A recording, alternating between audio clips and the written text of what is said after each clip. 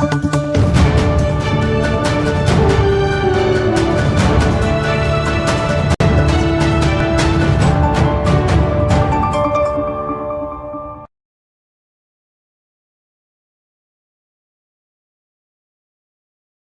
good morning to every listeners of mine this morning, wherever you're listening to me from.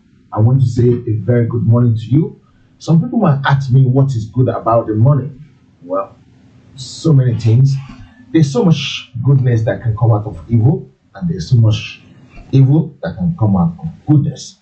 This is how I was being trained when I was young. This is how I was trained when I was young. Today on the program, we're going to be talking about so many things that has happened in the last 4 weeks since we have our main man, Tony Nnamdi, back in the house last week, Friday.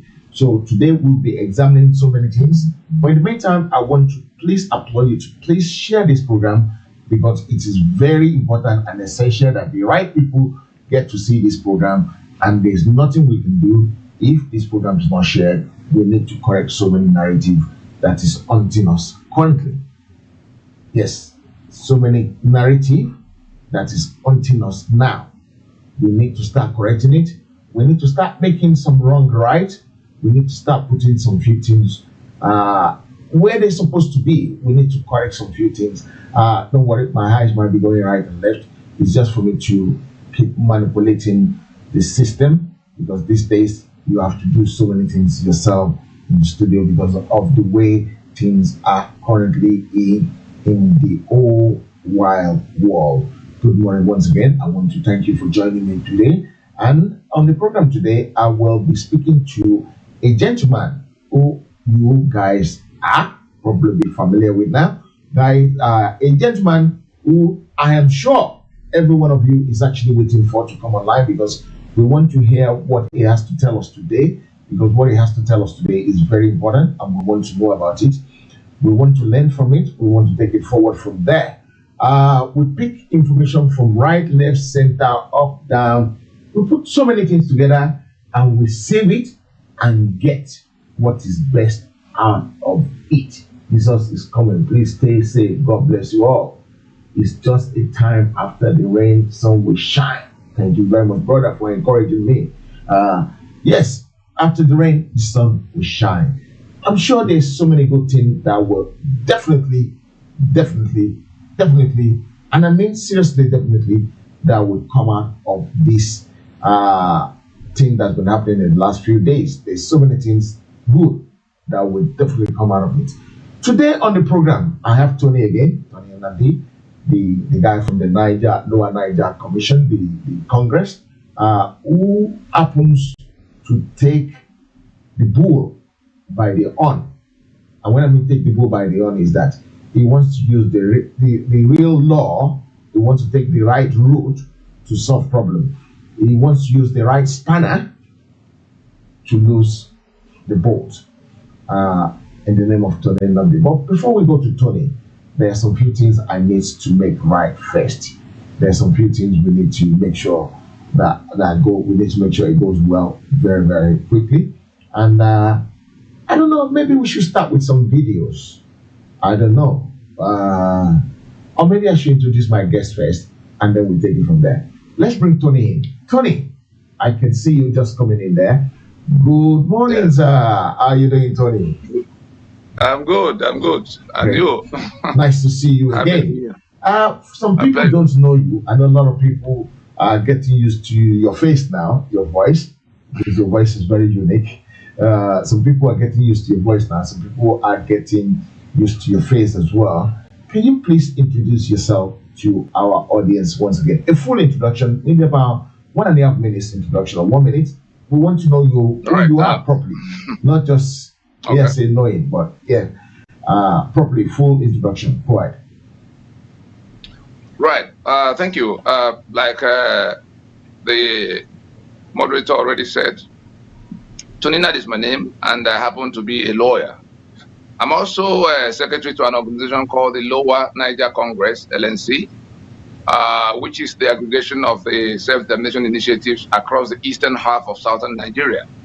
That is, remove Yoruba land from southern Nigeria the rest that go from the Benin to the Ijaw territories all the way to the Anang and Efik, including Igbo, as ethnic nationalities coming together to seek alternatives to their current, enslavement in the failed experiment of 1914 called Nigeria. That's the Lower Niger, and so Lower Niger Congress is the aggregation of all the self-determination initiatives across that belt of 70 million people. And in the kind of situation that has confronted all of us in Nigeria all these 60 years, in fact from 1914, but getting worse progressively from 1960, we realized that we also needed to reach out to other people who are in the problem in the same union. Therefore, the outreach arm of the Lower Niger Congress for that purpose, we called it Movement for New Nigeria, which is actually Movement for No Nigeria, since our compatriots in the project had subscribed to Sharia that required them to kill the rest of us as infidels. And so that Movement for No Nigeria is the cooperation platform between the Lower Niger, the Yoruba bloc, and the Middle Belt. And so between the three, I'm sure there's a map that will come up later to explain it all the more. Nigeria is now separated on. Nigeria is, for the purpose of this presentation, we are looking at Nigeria from those two broad, perspectives of those who embrace Sharia in the 12 contiguous states of the Far North, and the rest of Nigeria, that is the Lower Niger, the Yoruba, and the Middle Belt. And so here we are engaging the situation that has arisen. And in that alliance, the 1999 Constitution, the Constitution of Nigeria, by which all of the things we are suffering are enabled, whether it is the killings going on in the Middle Belt, or the Niger Delta assets that have been seized, or the Yoruba that is being tormented, all of the problems are flowing from that Constitution. And so this alliance identifies that Constitution like the apartheid Constitution that has to go down. It is by the virtue of that Constitution that those who say they are born to rule us, those who say they've captured us, those whose only answer to every cry or every complaint is to shoot at people. It is that Constitution that enabled them, and it is that Constitution that this alliance targets to take down. Once it's taken down, the union it creates, and all the institutions it creates, and all the structures it creates will be at an end. Then we're going to a transition. I did with the apartheid Constitution in 1990. We're going to a transition and work out our ways via referendum. People have to decide what they want to do with their sovereignty, because our sovereignty was taken from us by this brigandage of the British and their joint venture partners who have now brought in Sharia and brought in ISIS and brought in Fulani from all over Africa to come to Obarona. That's why we're here today. Okay, that's a very full introduction. Thank you very much. So, there's so many things we need to talk about today. And one of the things we need to talk about is what we start from last week. From last week, we started about this conversation about where are we, what's going on with us, and what is happening to us, and all the other stuff. But today, the president spoke yesterday.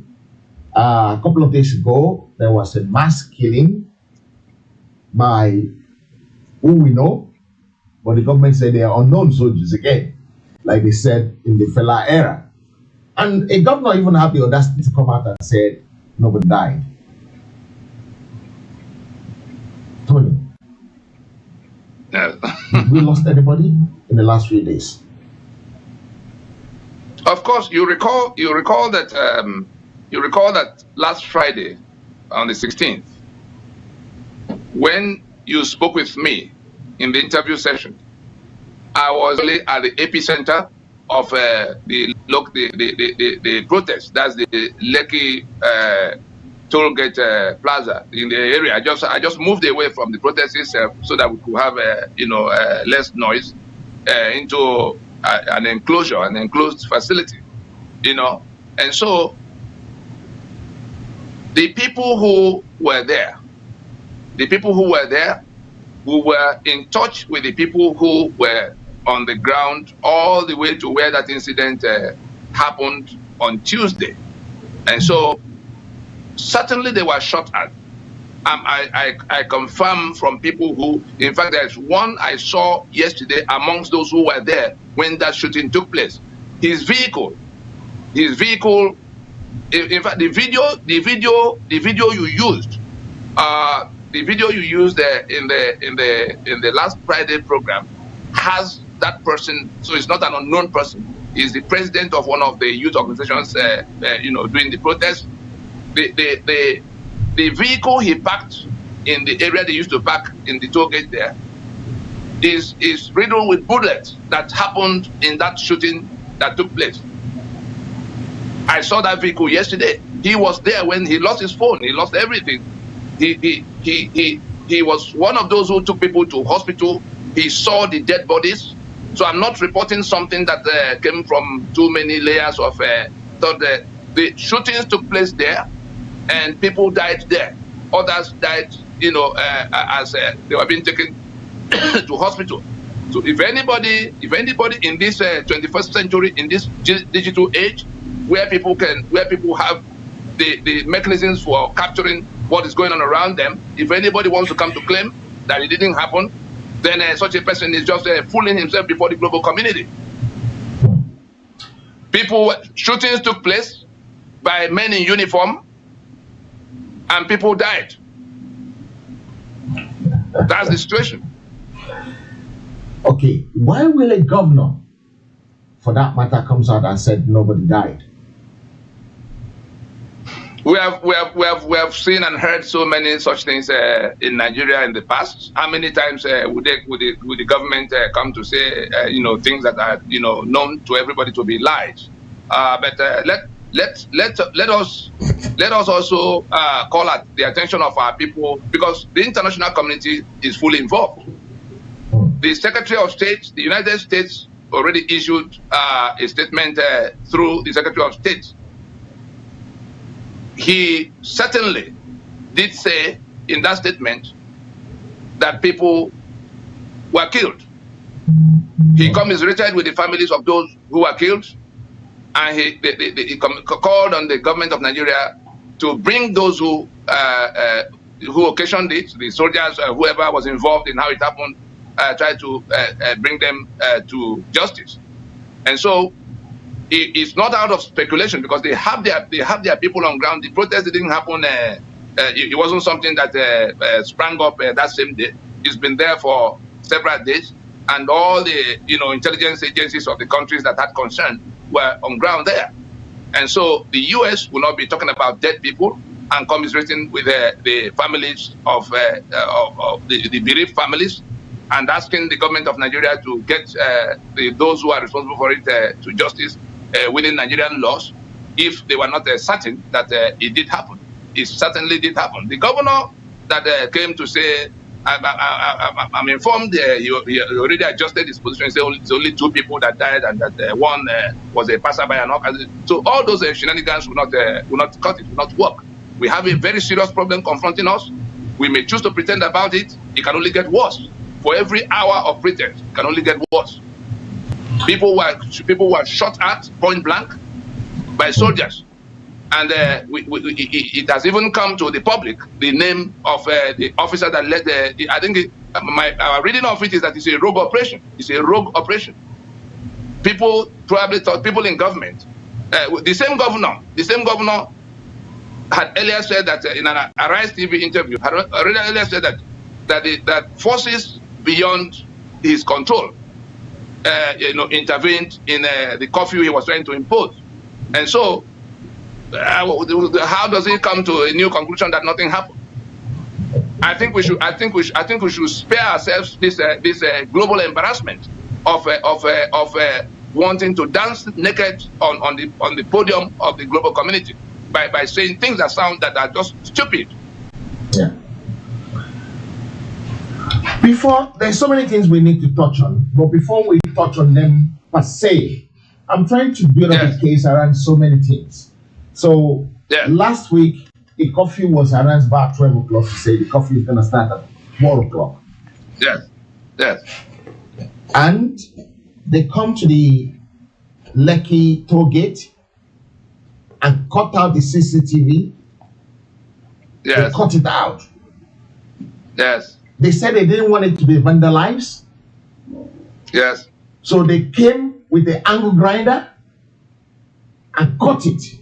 How? Right. So is that not even more than vandalism? Tony?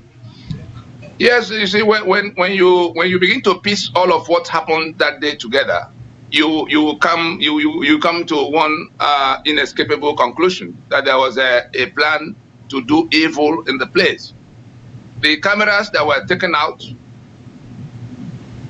the lights that were put out at about when it was just getting dark, the lights, even when the COVID-19 lockdown, lockdowns were on, the lights in the area were never switched off.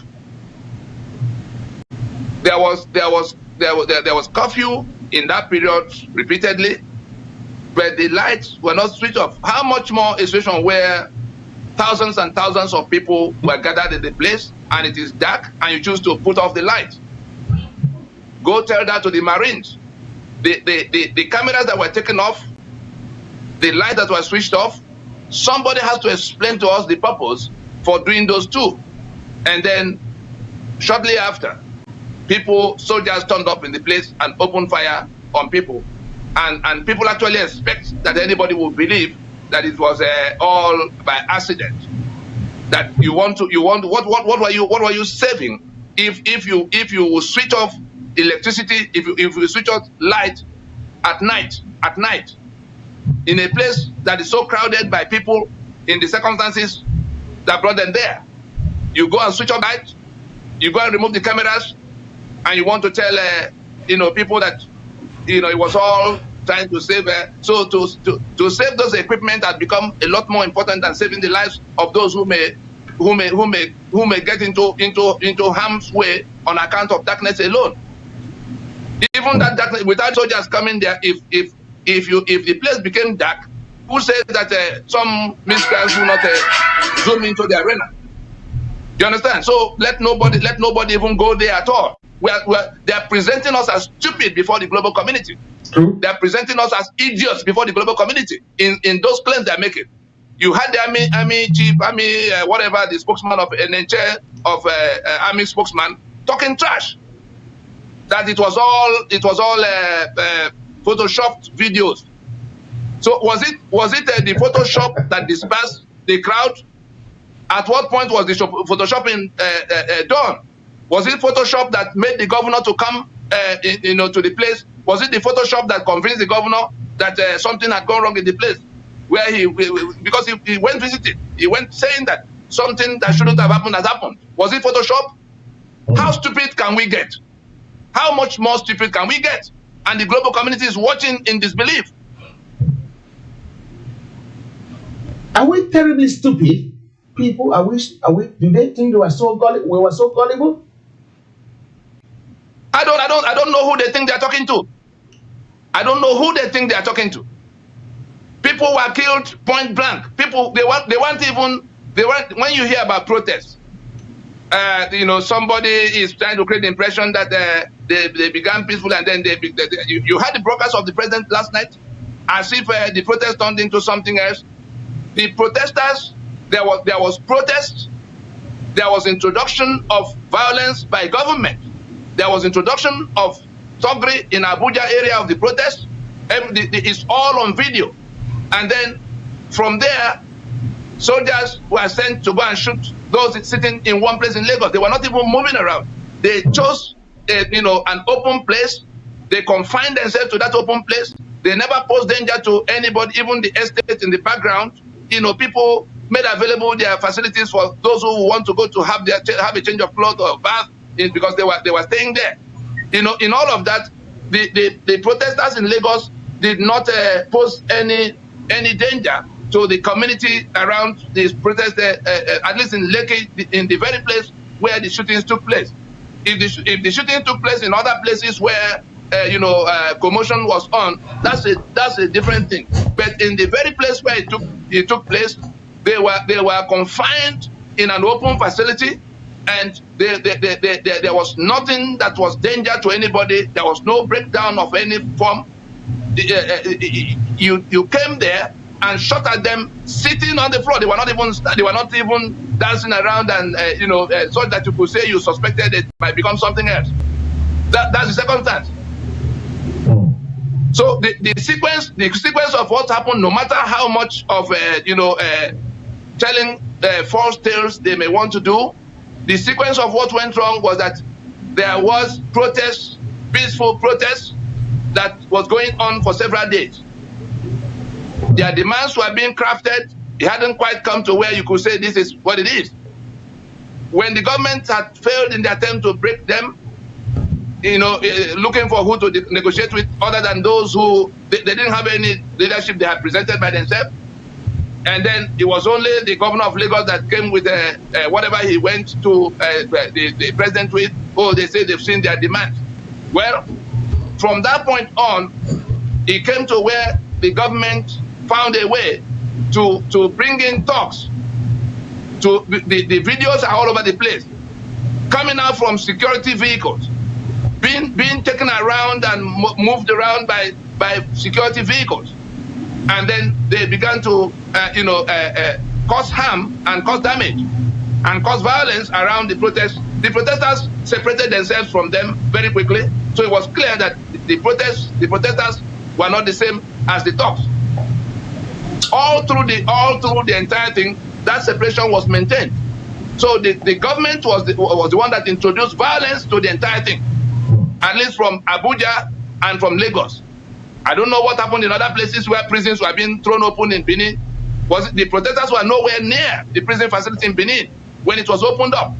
So it wasn't a matter of prison being open in the midst of commotion. When it was open, where were the people who were armed in those prisons? If not that somebody was trying to create an impression that something was going wrong from the protest. And so it's all the same lies, the same deliberate falsehoods that brought us to where we are as a country today. Then again, why we international community said the Nigerian government should prosecute whoever is responsible. How can a thief catch a thief? How can what? A thief catch a thief. Well, they have to say what they have to say at this time. But let us be clear: the ICC is there, and there are already statements coming from there that they are watching very closely what's going on in the diplomatic community. I mean, in the international relations. That's what they will say at this stage, until they have occasion to say more than that. But as for whether they're going to do more than that, I can assure you that information is already abundantly available to those who will have to use the information for whatever purpose in the days ahead. There are people who are responsible for what has happened.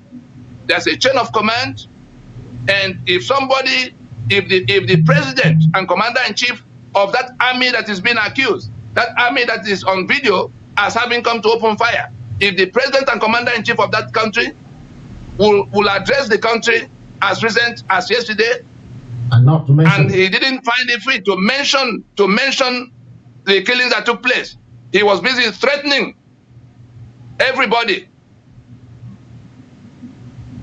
The international community is not going to. It is one thing to the other. Their eyes are very close, wide open to what is happening. The details are getting to them from those who are in this digital era. Those who are in the place are actually transmitting. Those who are in the places where these things happen.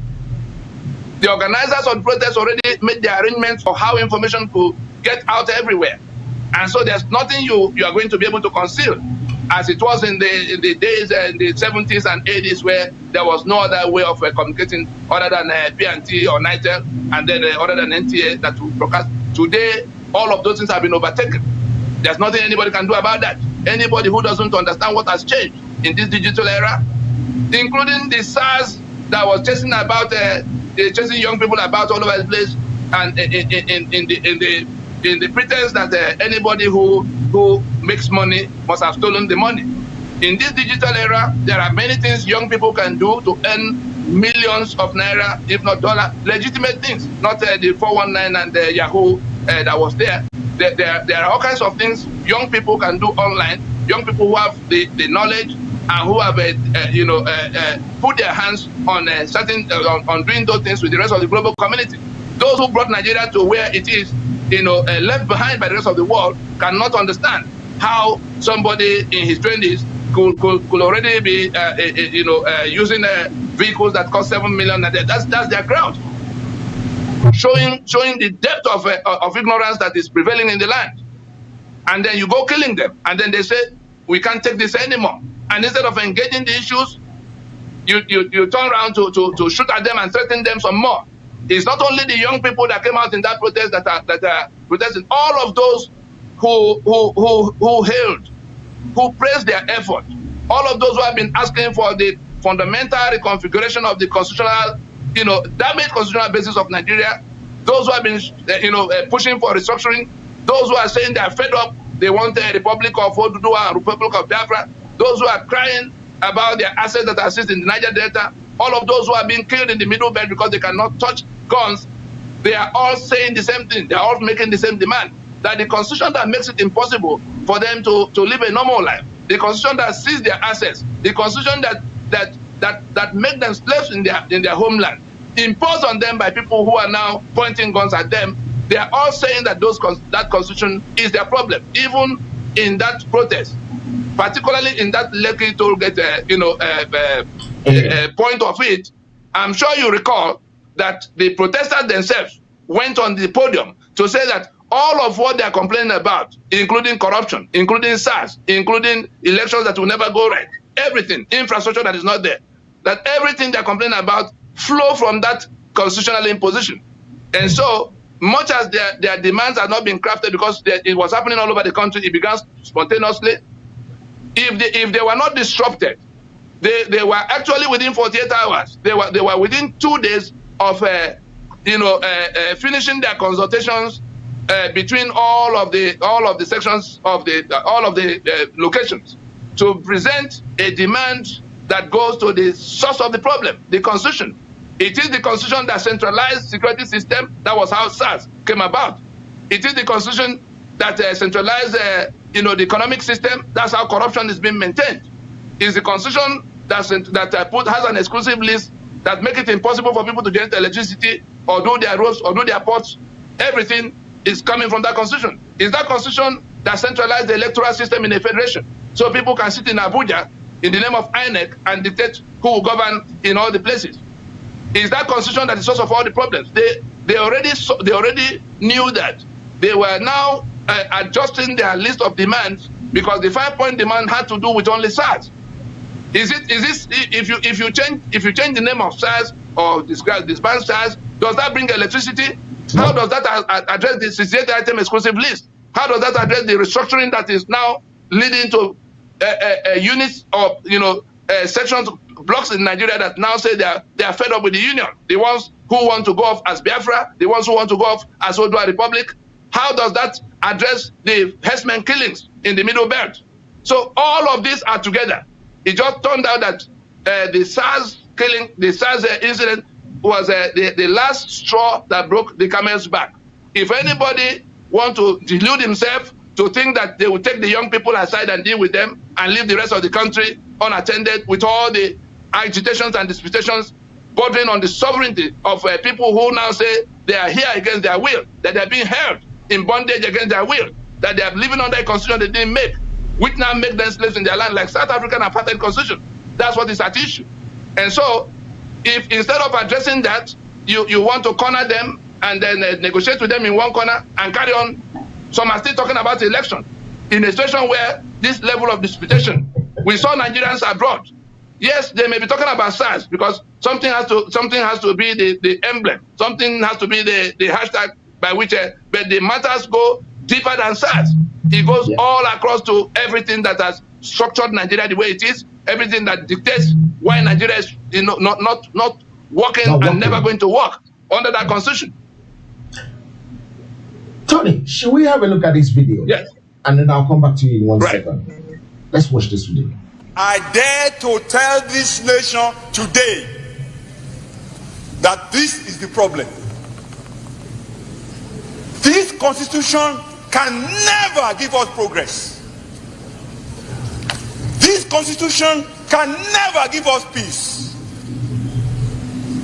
This constitution can never give us unity.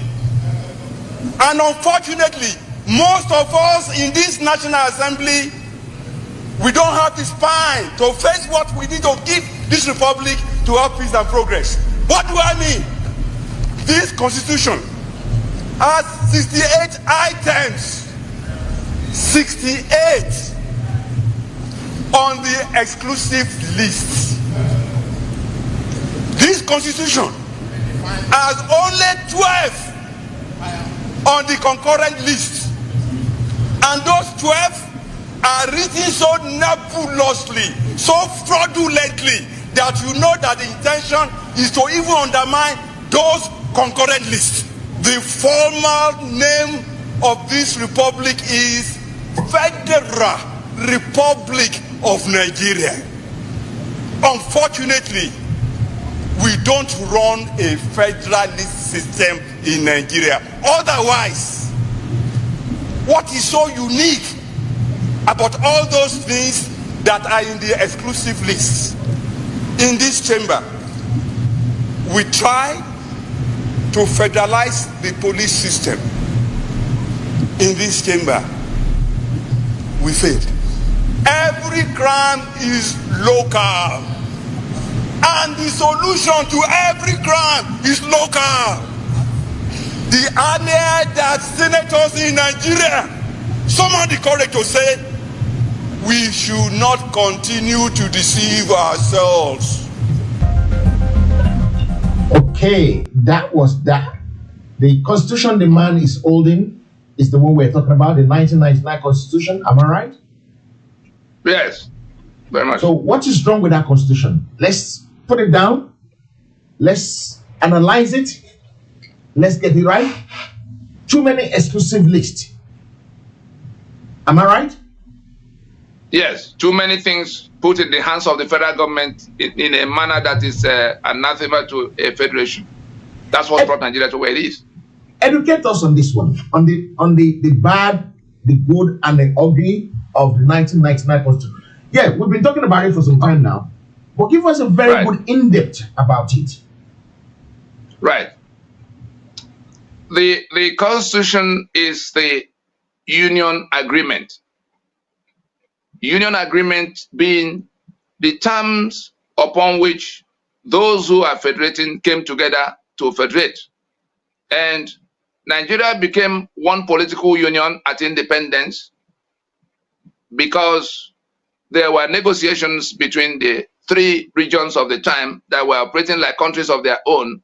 At the time the British were about to leave, of course, 1914 was just Britain holding everybody, on their own terms. But at the time, there had been a challenge to leave the natives to govern themselves.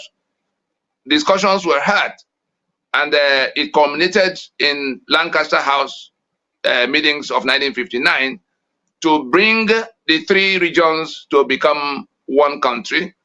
And from the point in 1953, let's pay attention, from the point in 1953 when the motion for independence was first moved by Enohoro, that motion was opposed and defeated by the northern delegation to that session. And having defeated it, they said they didn't want independence at that time because the British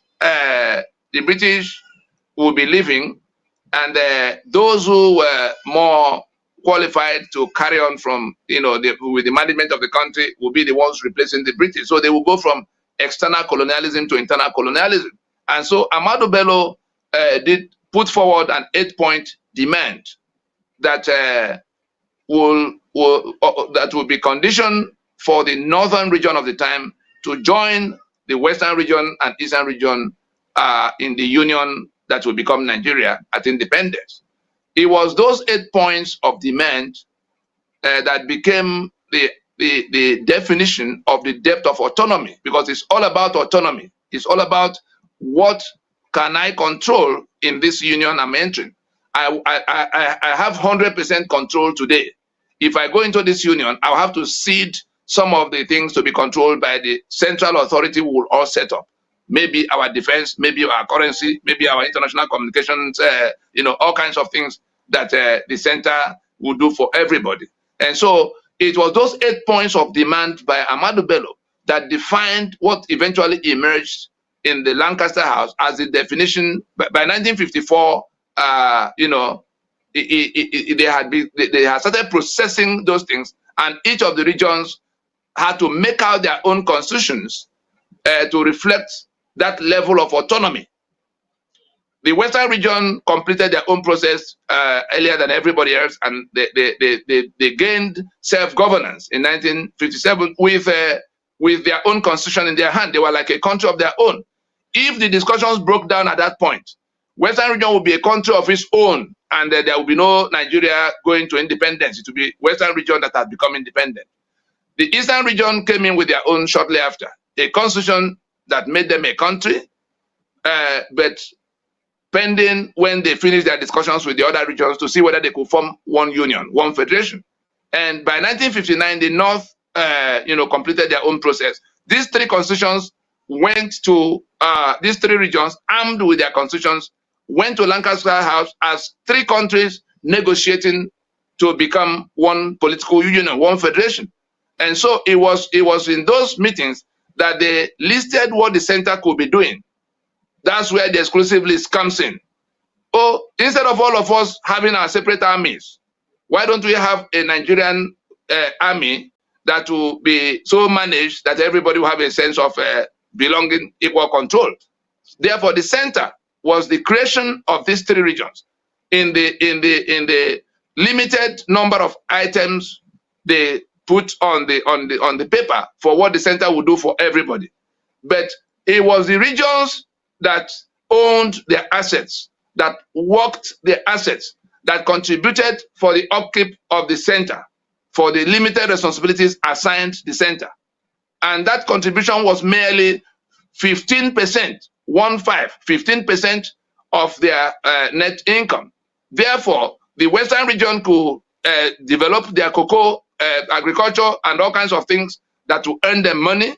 They have their priorities for what they will do with education and what they will do with healthcare and what they will do with housing, but they will contribute 15% to the center to manage those items that have been delegated by all of the regions to the center. That was the kind of agreement that became Nigeria at independence in 1960. All these were truncated by 1966. Of course, Midwest region came in 1963 by plebiscite. And so there were now 4 regional constitutions and 1 federal constitution. That federal constitution being the product, being the mandate of the regions for what the common services that the center will manage for them. But by 1966, when the soldiers came toppling the politicians, those 5 constitutions were toppled. And Nigeria ceased to be a federation from that point. And it was in the attempt to revive that federation, because the federation collapsed. That's what it means, that there was no federation anymore. Things got so bad, but the president of Ghana at the time, General Ankara, found a way to intervene to get the parties that could not agree to come to Accra. That's the Aburi discussions. They then went back to what will bring back the federation.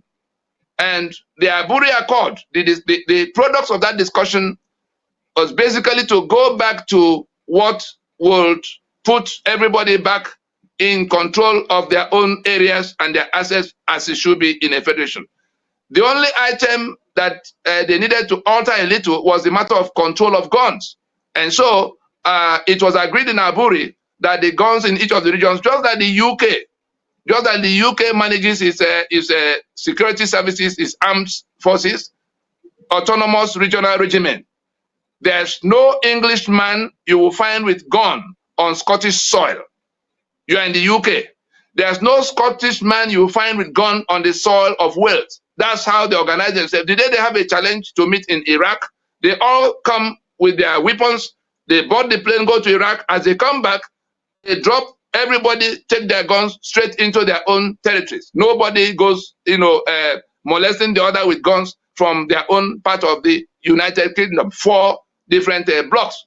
And so in Nigeria, that was supposed to be, that was the arrangement, the kind of arrangement, basically, both the armed forces and the police, that the regions will be in control of the guns to be able to defend their own assets and their own people in their own territories.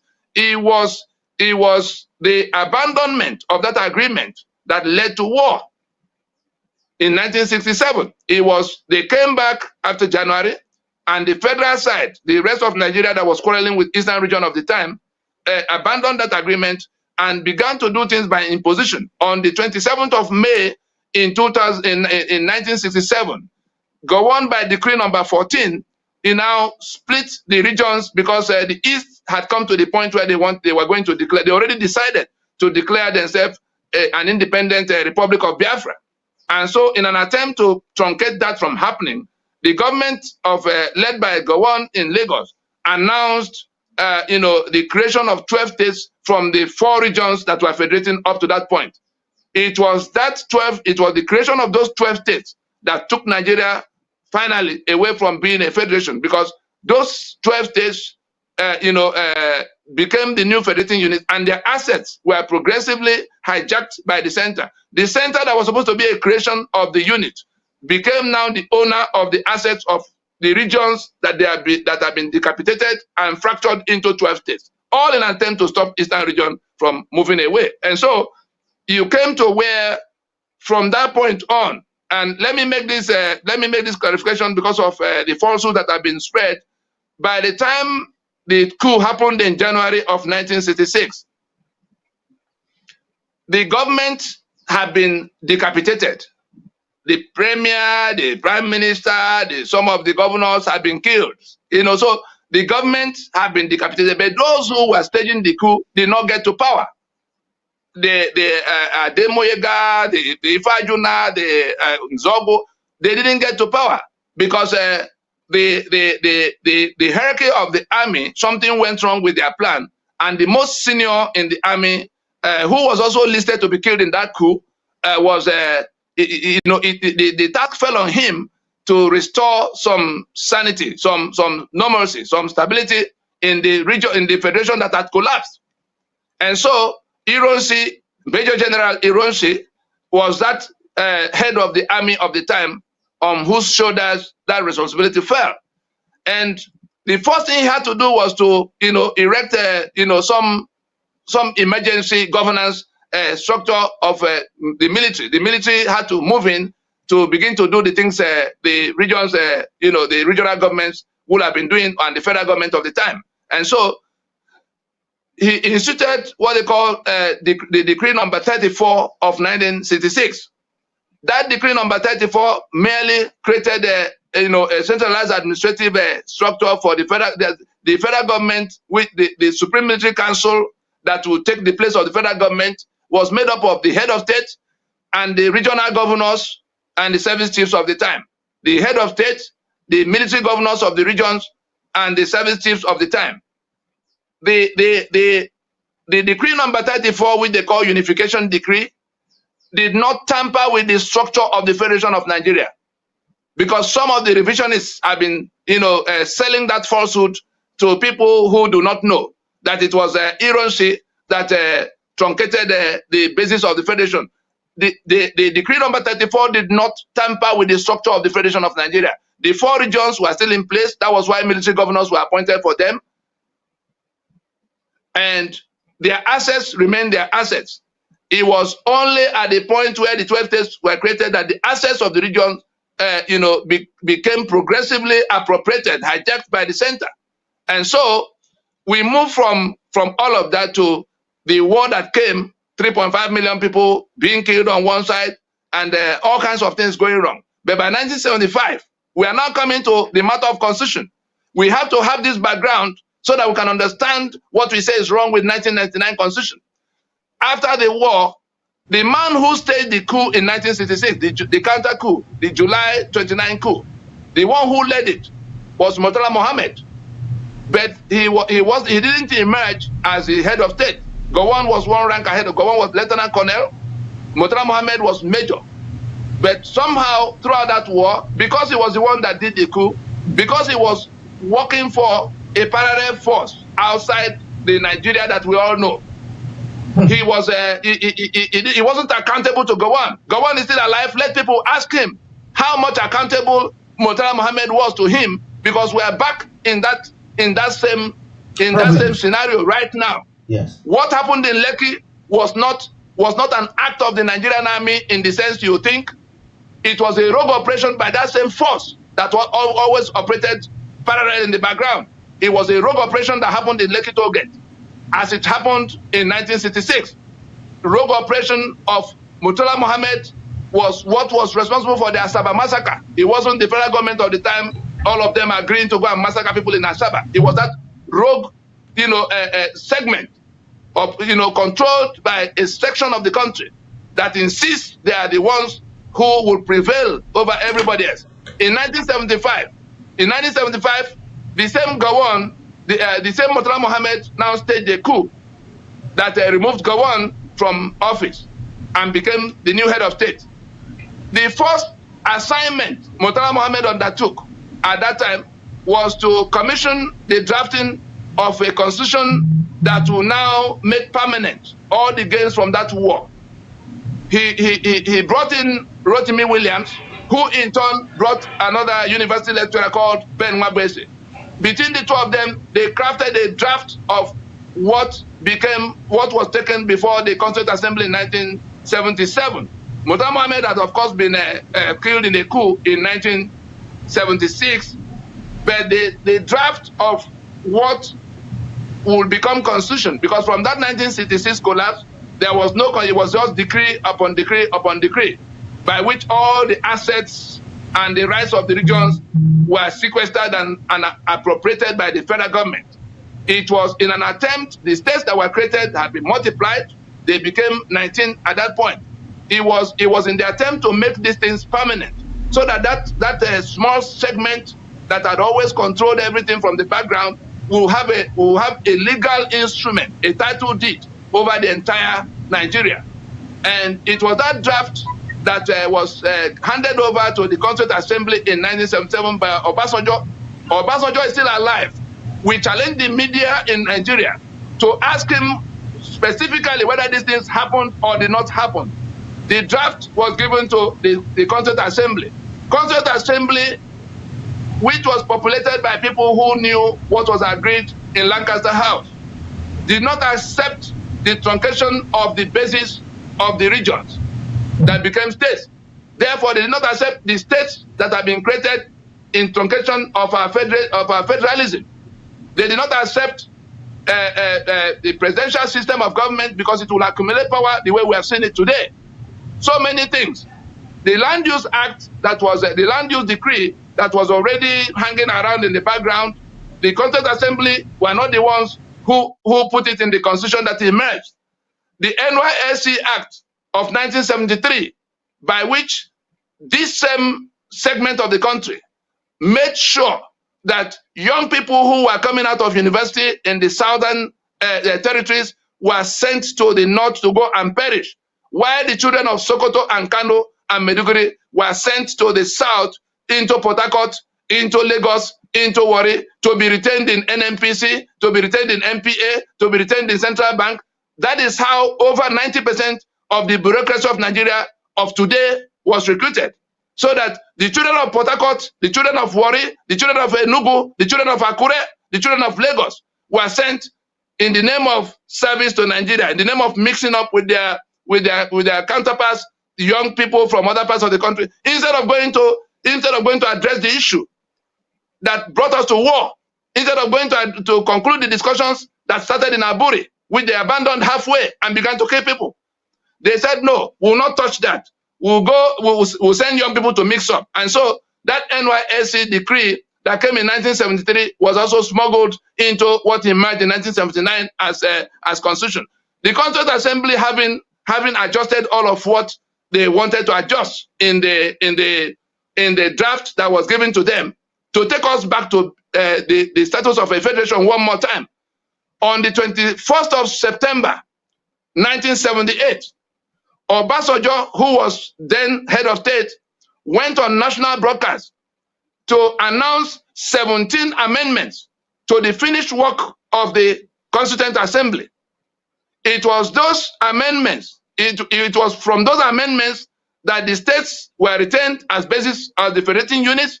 It was from those amendments that the Land Use Act and the NYSC Act and all the things they have smuggled into what they wanted away from what the Constituent Assembly concluded. Again, I challenge the media. I challenge the lawyers in the land. I challenge the professors of law, all of those who go around telling people that constitution is not the problem, to ask those I have named as those who did this evil that brought us to where blood is flowing all over this land in thousands and thousands every day. That's how we came to what became the 1979 Constitution. It was the product of the Supreme Military Council of Obasanjo. It wasn't the Constituent Assembly, because they overturned everything the Constituent Assembly had decided. And it was that same Constitution of 1979 that was carried forward in 1999 as basis of the democracy we will have to now build. So we are building Nigeria on a foundation that is damaged. Can I come in for a second? Can I come in for a second? Yes. Yes. Can we conclude that this external power are the one directing Obasanjo during his times as well? That he's an apartheid? I could well say so. He's alive. He's alive. Let those who can reach him. He's shouting now and crying now that they should go and do this before it's too late. He knows a lot more than he's telling us. The second in command, Yaradua, Major General Yaradua of the time, who was second in command to Obasanjo, was a part of that small circle that controlled the union remotely. And so most of what Obasanjo did in that period were dictated to him by that force. Wow. I'm not making excuses for Obasanjo, because he also became a principal beneficiary for how things were to be done wrong. Yeah, because they rob his head. Let somebody investigate it. Let somebody investigate the title. Let somebody investigate the title deed over Otta Farms. Let somebody investigate the title deed over all of the assets, the people who imposed this madness on all of us, what they took for themselves in that period. And they inserted it in the constitution we have, that nothing done in the name of government from the 15th day of January in 1966 to the 29th day of May in 1999 will be available for probe or within the powers of the courts to examine. Meaning that for 33 years, from 66 to 99, in which they killed a large number, millions of people, seizing the assets of everybody, the Niger Delta oil and gas was seized by that process. The Constitution is what is holding onto the oil and gas assets of Niger Delta and making it property of Kano people. And then it became I'm going to come there in a minute, but let me say this, yeah? This small section of people, right? Yes. Actually seized the Niger Delta oil. Can you bring the map? Can you bring that map? Bring the map that puts Nigeria on two sides, so that our listeners can see exactly what we are living with. There is no king in the Niger Delta that owns any oil well. Not one. But the emir of Kano has about 20 or 10 or 5. All of them. Bring the map so that we can show our people what we are dealing with. I'm trying to locate the map now. I should get it on the screen for you in a minute. Right. Continue, Tony. In the meantime, I will try and bring the map. So what we're saying is that these things did not happen by accident. People imposed the constitution that made it possible for them to become the owners of the assets of everybody, including the ports of Lagos, including the minerals, all of where you find them, the limestone that have been allocated to Dangote today to make cement, including the control of all of the economic assets wherever you find them. They were all taken by decree at one time or the other, to become the property of that illicit federal government, because you couldn't have a federal government when you are no longer a federation. We have a unitary system. But there's a federal government, and in order to make it impossible for anybody to alter anything they have put in place, the states they created We went from being a federation of 4 regions, 4 autonomous regions that own their assets, to a federation of 36 states, of which only 1 region, the northern region of the time, that was 1/4, has become 19 states, and the Federal Capital Territory, the Abuja we know today, compressing the other 3 regions into a mere 17 states. And in that compression, you now come to the provisions. There was also local government they created because there was oil money to share. They haven't seized the assets of everybody, because it's not only the oil and gas assets of Niger Delta that was seized, or Eastern region, as we may say.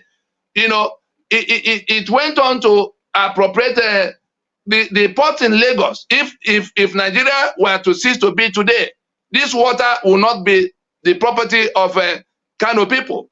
But from independence to date, not one Controller General of Customs. You see what has happened with MPA. You see the girl that is now there as managing director. So there's no Yoruba person qualified to run the MPA. No Yoruba person is qualified to be Controller General of Customs. Nigeria's this force, this tiny force in the background, has seized all of those things. And in order to make their gains even more permanent, they loaded into that constitution what they call exclusive list, 68 items that were now to be under the exclusive. What the exclusive list means is matters that come within the exclusive control of the federal government. So what we're dealing with is that the federal government have been hijacked by a small section of the country, and in that the Federation of Nigeria. Let me rephrase it. The Federation of Nigeria was hijacked by the federal government, remotely controlled by that small section of country. That small section eventually hijacked that federal government and all of the instruments that create and moderate Nigeria. That's the constitution. So we have a Nigeria that now belongs exclusively to that small section of the country. And they are armed with a constitution made in our name that took away all our assets and all our rights to work those assets. In that exclusive list, let us pay careful attention, because that is what is at the root of all of the agitations, whether it is the Niger Delta agitation for resource control, or the OPC that were challenging the security arrangements in Yoruba land all this while, or the one we have seen now as Biafra agitation in the eastern part and Odu agitation in Yoruba part, and the middle belt where killings are taking place and people are not able to defend themselves because the arms and control of arms and ammunition are on that exclusive list. That is why the people of Middle Belt cannot touch any gun. We saw the governor in Benue going to tell Buhari that people from outside were coming to kill his people. And the president said, oh, go home and learn how to live in peace with Fulani. We are still talking about the matter of the protests and what was driving it. I wish you could also find the video of where those protesters on the ground of that protest talked about that constitution as the source of all the problems. The corruption we're talking about, the corruption that has eaten up Nigeria, there's nothing that can happen to address that corruption. All of those who are saying, let us go and fight corruption, that corruption is at the root of our, we agree with you that corruption is at the root of the problem. Have you ever asked yourself how that corruption came? I can inform you now, and I challenge the lawyers in the land, you the media people, ask these professors of law, ask these senior advocates, ask all of those who have been making noise in the public space about how corruption will be fought. Let them tell us whether they are not aware that the Constitution of Nigeria creates massive avenues for corruption to thrive and gives blanket immunity to the beneficiaries of corruption in specific provisions. Section 6, subsection 6C, relieves the government of obligation towards the citizen. They do not owe you any school or hospital or road, all those things you think the government owes you, including the security of lives and property, because they are all listed in the chapter 2 of that constitution that defined what should go to the citizen in the social contract, which the constitution is or supposed to be. They took away all of the benefits. That is what is at the root of these young people's protest. They can't understand why their life is upside down. Electricity is not available. The roads are not there. Everything they try to do, there's something from government that is stopping them. Exclusively. Opportunities are not equal. The quota system we have, all coming from that constitution. So that no matter how you strive, you cannot compete with the one who is allocated the opportunity available. No matter how much you know, somebody, a mediocre, is put in charge of managing everything for you and for all of us. Those 68 items on that exclusive list is the reason why electricity, you cannot generate electricity except the federal government generates and give to you. Lagos that had to contend with almost 40 million people, some live permanently here, at least more than half of that live here. Others coming from other parts of the country. As they come in, they have to sleep somewhere, they have to drink water, they have to use electricity, they have to move around. So you couldn't say that, oh, the census put them at 20 million. Much more than that number comes in here. So on daily basis, Lagos has, under its watch, more than 40 million people to worry about. And you deny that Lagos State from being able to generate electricity to service these people, from being able to do the rails that may move them more freely, as they come and go from afar, that will control the ports, that can manage the ports better than what Apapa has turned into right now. Apapa has become what it became because the federal government, the people who own Nigeria, who said they were going to dip their Quran into the sea, have become the owners of everywhere, including Apapa, including the ports. They give Dangote half of the waterfront to run his private business. He's building a refinery as we speak. There will be oil that will be taken by force from Niger Delta to feed that refinery. And we saw the fellow from Jigawa that said to all of us that the oil and gas of Niger Delta belong to Jigawa because it has been taken by this decrees, by this constitution. Yeah. But he made an important qualification. A little bit so that we can yes, before you step in, that fellow who said that the oil of Niger Delta belonged to Jigawa, he made an important qualification. He said, as long as we are in Nigeria, he said it up to 4 times in that clip, as long as we're in Nigeria, we have now come to where a majority that had lost everything, that see no future for themselves in that Nigeria of imposition, away from Nigeria of agreement that was toppled in 1966, we have come to where that majority, according to the map you will show, do not want to remain in the union of debt. Nigeria has become a union of debt, a union of attrition, a union of backwardness for them. And so they want out. That's what we are dealing with now, especially from the point where there's a section of the country that have been dragging everybody back to Stone Age, impose Sharia. And their champion has become head of Nigeria, president of Nigeria. And we saw how ISIS was brought in 2014 to become ISWAP with Boko Haram. And we see that same president is the grand patron of Miyetti Allah. Miyetti Allah taking responsibility for the activities of Fulani herdsmen, killing people all over Nigeria. That same government has given 100 billion naira from the treasury to that Miyetti Allah. While Fulani herdsmen are still on their rampage. These are all the issues driving the agitation that became protests. Protests began as peaceful protests. The same government, the same section of people. We saw the people that came into Abuja on motorcycles. Motorcycles have been banned in Abuja for a long time. How did that number of motorcycles get into Abuja city center? Who were the people on those motorcycles? From which part of the country were they? How did we throw the borders open for people to come from all over Africa? And Fulani, we saw the governor of Bauchi telling us that Fulani from everywhere belong to Nigeria, compromising our sovereignty. Sure. So we're saying we're fed up with that union as defined by this constitution. The quarrel is not with Nigeria of agreement. The quarrel is with Nigeria of imposition as defined by the 1999 constitution. And the choice to make now is, if we want a union we must, as a matter of urgency, even in the midst of what has happened so far, guns will not solve this problem. If anybody is under any illusion that guns will solve this problem, I pray we don't learn the hard way of how limited the power of gun can be in the matter like this.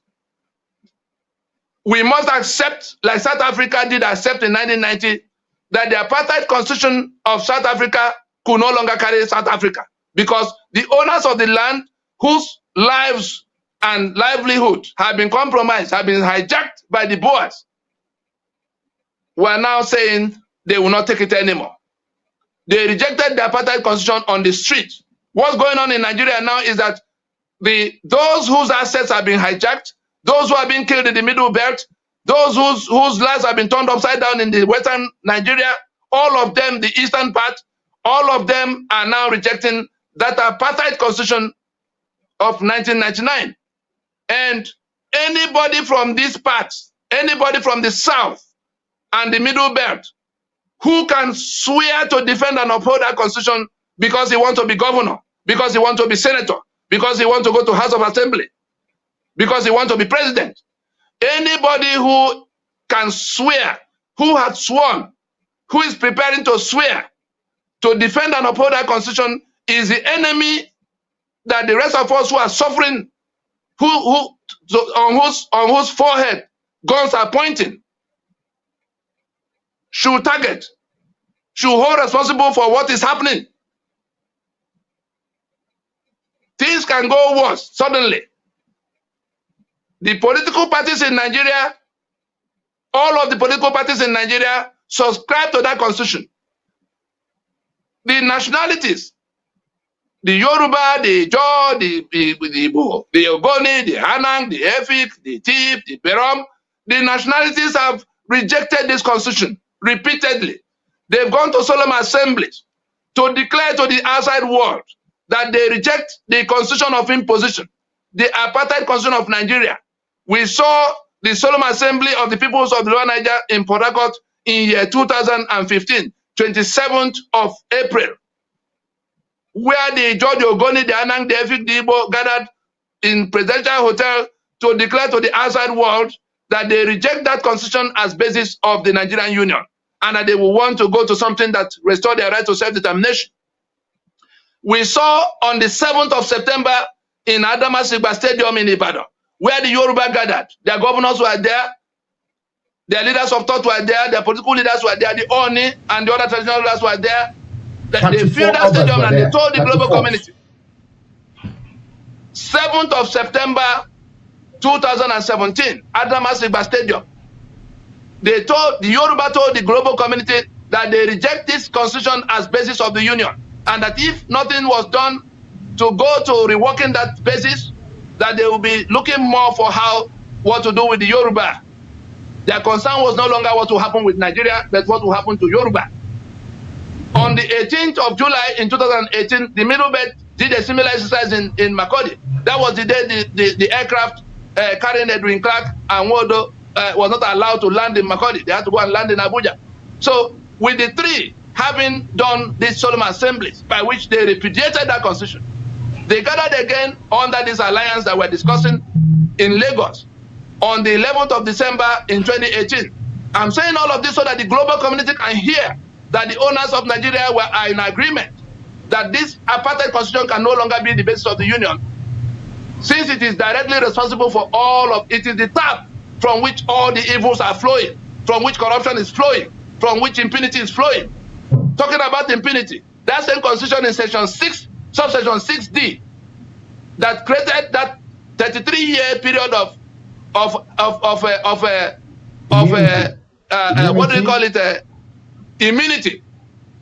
That immunity in that section and the one in section 308 is the root cause of all the impunity going on in Nigeria, where people will say, what can you do? What are you going to do? Because their principals, the ones who should have been holding them to account, whom we can also hold to account if we have a better arrangement, are given immunity. We can't question them. Whether they kill everybody, they cannot be questioned. They have immunity. To steal as much as they find in the treasury, to kill as many as they have to kill to carry the day. That is what that constitution has imposed. Nothing is going to change.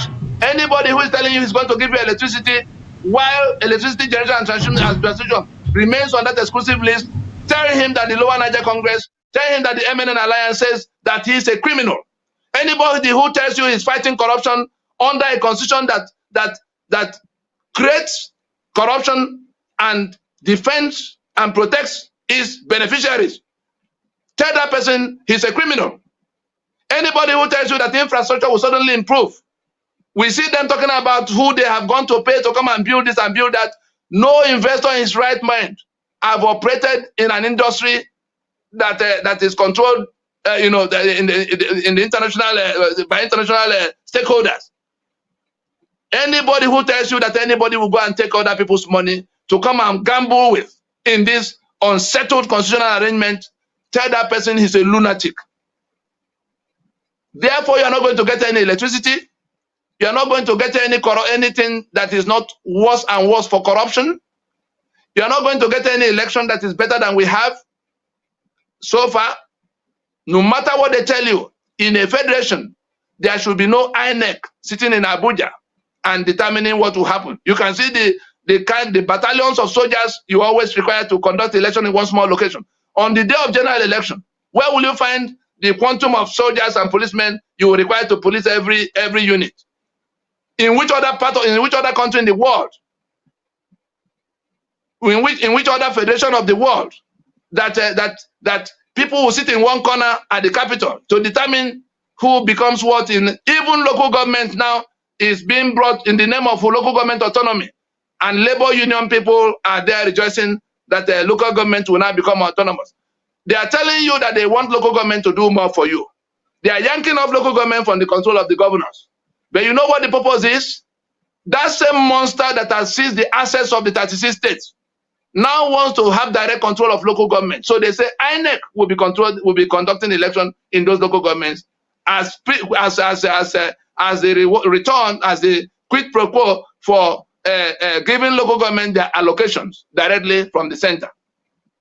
Anybody who cannot interpret that correctly is going to fall into a situation where this same tiny force is able to control all the way to what happens in your bedroom in your village.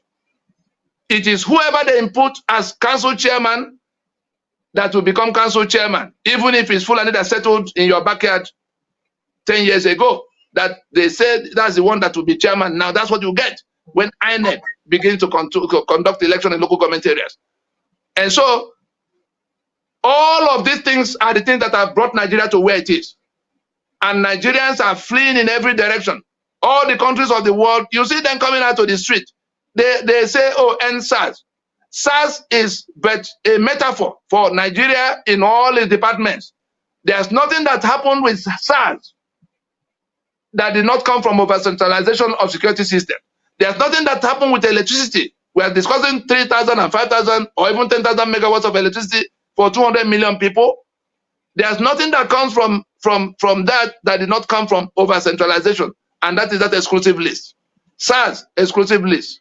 Corruption, exclusive list. Infrastructural decay, exclusive list.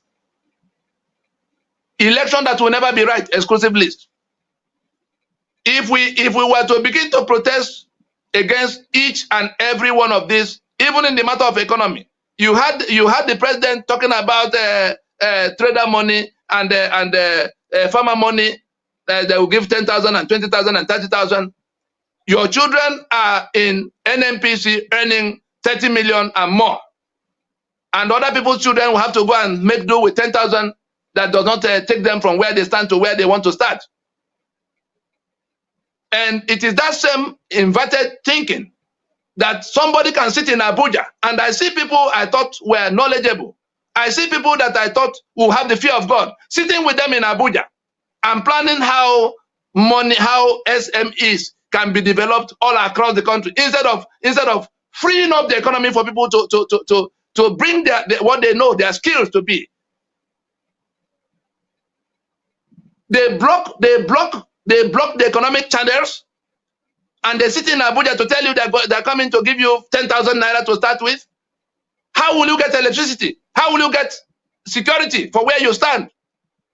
How will you get anything? The same people send their cows and their herdsmen to occupy our farmlands. And they tell us there's a national agricultural whatever. And people from the South and Middle Belt are sitting with them in that council of the wicked to prevent us from farming and to be the ones to give us all the food we require. They use our money to develop dams and to improve the agricultural systems in their place. And our own farmlands are occupied. And we're supposed to be one. If the reason we have to die is that Nigeria has to leave, then I can assure you that there's a majority, and we're talking about over 75% of those you call Nigerians today. I can assure you that they will prefer to leave. If Nigeria as defined by this constitution is the reason why they have to die, then to hell with that Nigeria. If we have to be in a union, we must now go. If we have to be in a union, if we have to be in a union, we have now to go to sit down. We have to agree that the agreement that brought us together have been truncated. We have to agree that the 1999 constitution, you asked me a question, what is it that is wrong with this 1999 constitution? Yeah. Let me conclude that before we go to other things. The preamble, I want everybody to listen carefully because this is the one that will consume the union. And we have to be clear in our mind that we have to separate fighting to save Nigeria and fighting to save Nigerians. Nigeria has become a monster that feeds on the blood of Nigerians. The Nigeria of imposition, the Nigeria of master and servant created by this constitution has become the monster that feeds on the blood of the citizens or the nationals. If after 53 years, if after 55 years, we cannot find common ground to go back to being a union of equal partnership, a union in which life is held sacrosanct, a union of not master and servant,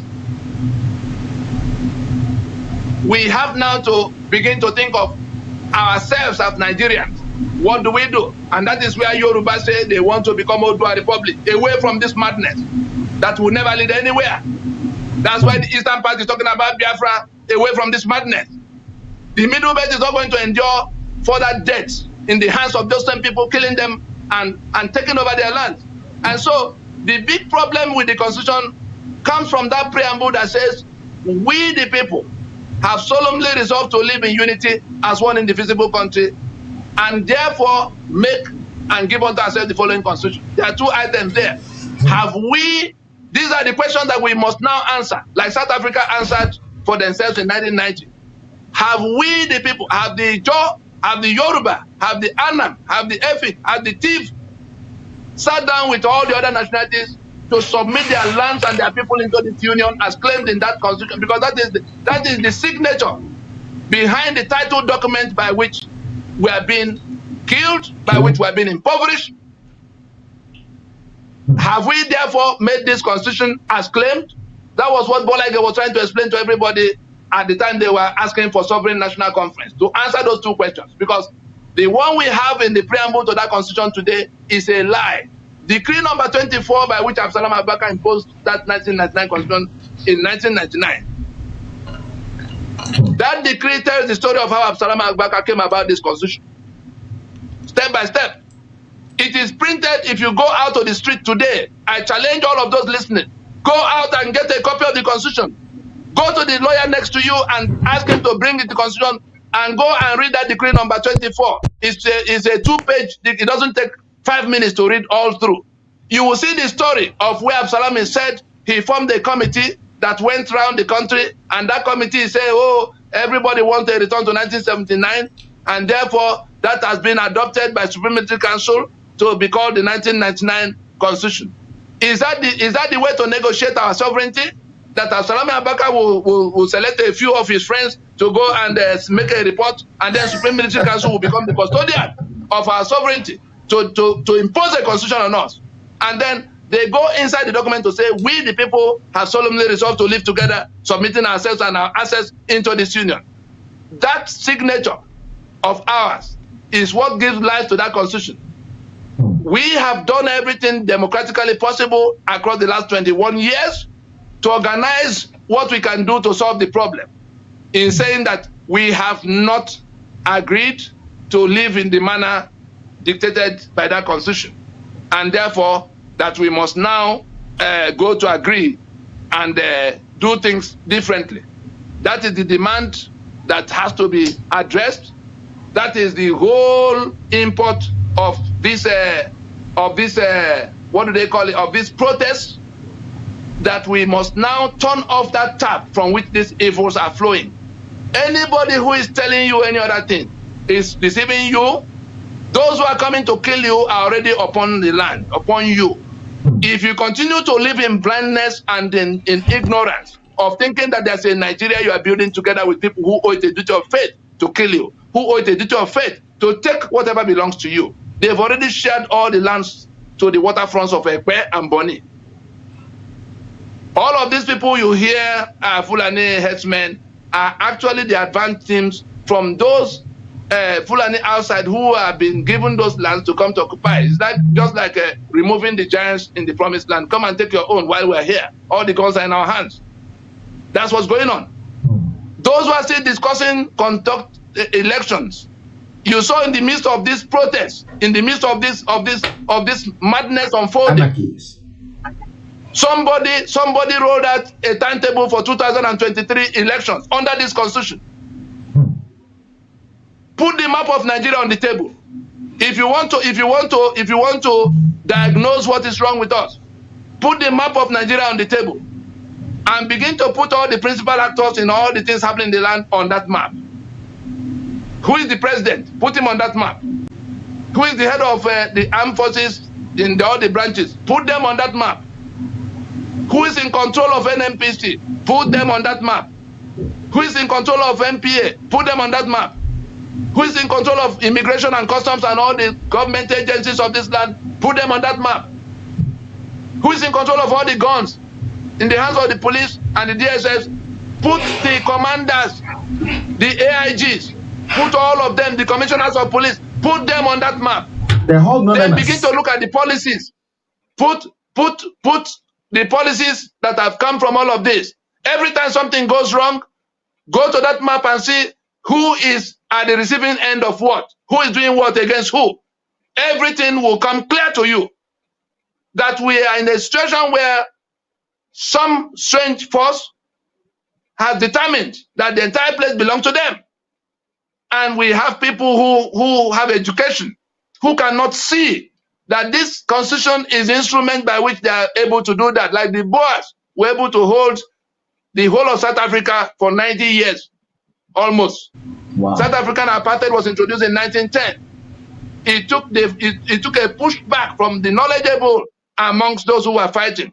It was when Oliver Tambo and Nelson Mandela, both of them lawyers, came into that struggle, that they were able to explain to the other people that, no, it's not the white men in government house that is your problem. It is the apartheid constitution that defined you as slave in your land, that took your assets. That apartheid constitution is what has to go down for you to become free. Those who want restructuring, no restructuring will happen except this 1999 constitution is taken down. Those who want to do a republic, the starting point is to take down this constitution of 99. Those who want Biafra, the starting point is to take down this constitution of 99. Those who want good governance, the starting point is to take down this 1999 constitution. Those who are being killed in the middle belt, if you do not take down this 1999 constitution, you are going to be killed more. That's what it is. And so the whole of this campaign should be, all of those who are not satisfied with what is happening in Nigeria, with how Nigeria has turned out, must realize that it is just that apartheid challenge in which the Fulani are taking the place of the Boers. The rest of us are going to be exterminated if we do not take down that instrument. It's an urgent situation, and all this talking nonsense and rubbish of threatening people, instead of going to address the issues, that the president will make a broadcast and not mention those who got killed. Do you know why? Do you know? Let me just put point to that one quickly. Do you know why that is like that? Because the recording was pre-recorded even well before the killings.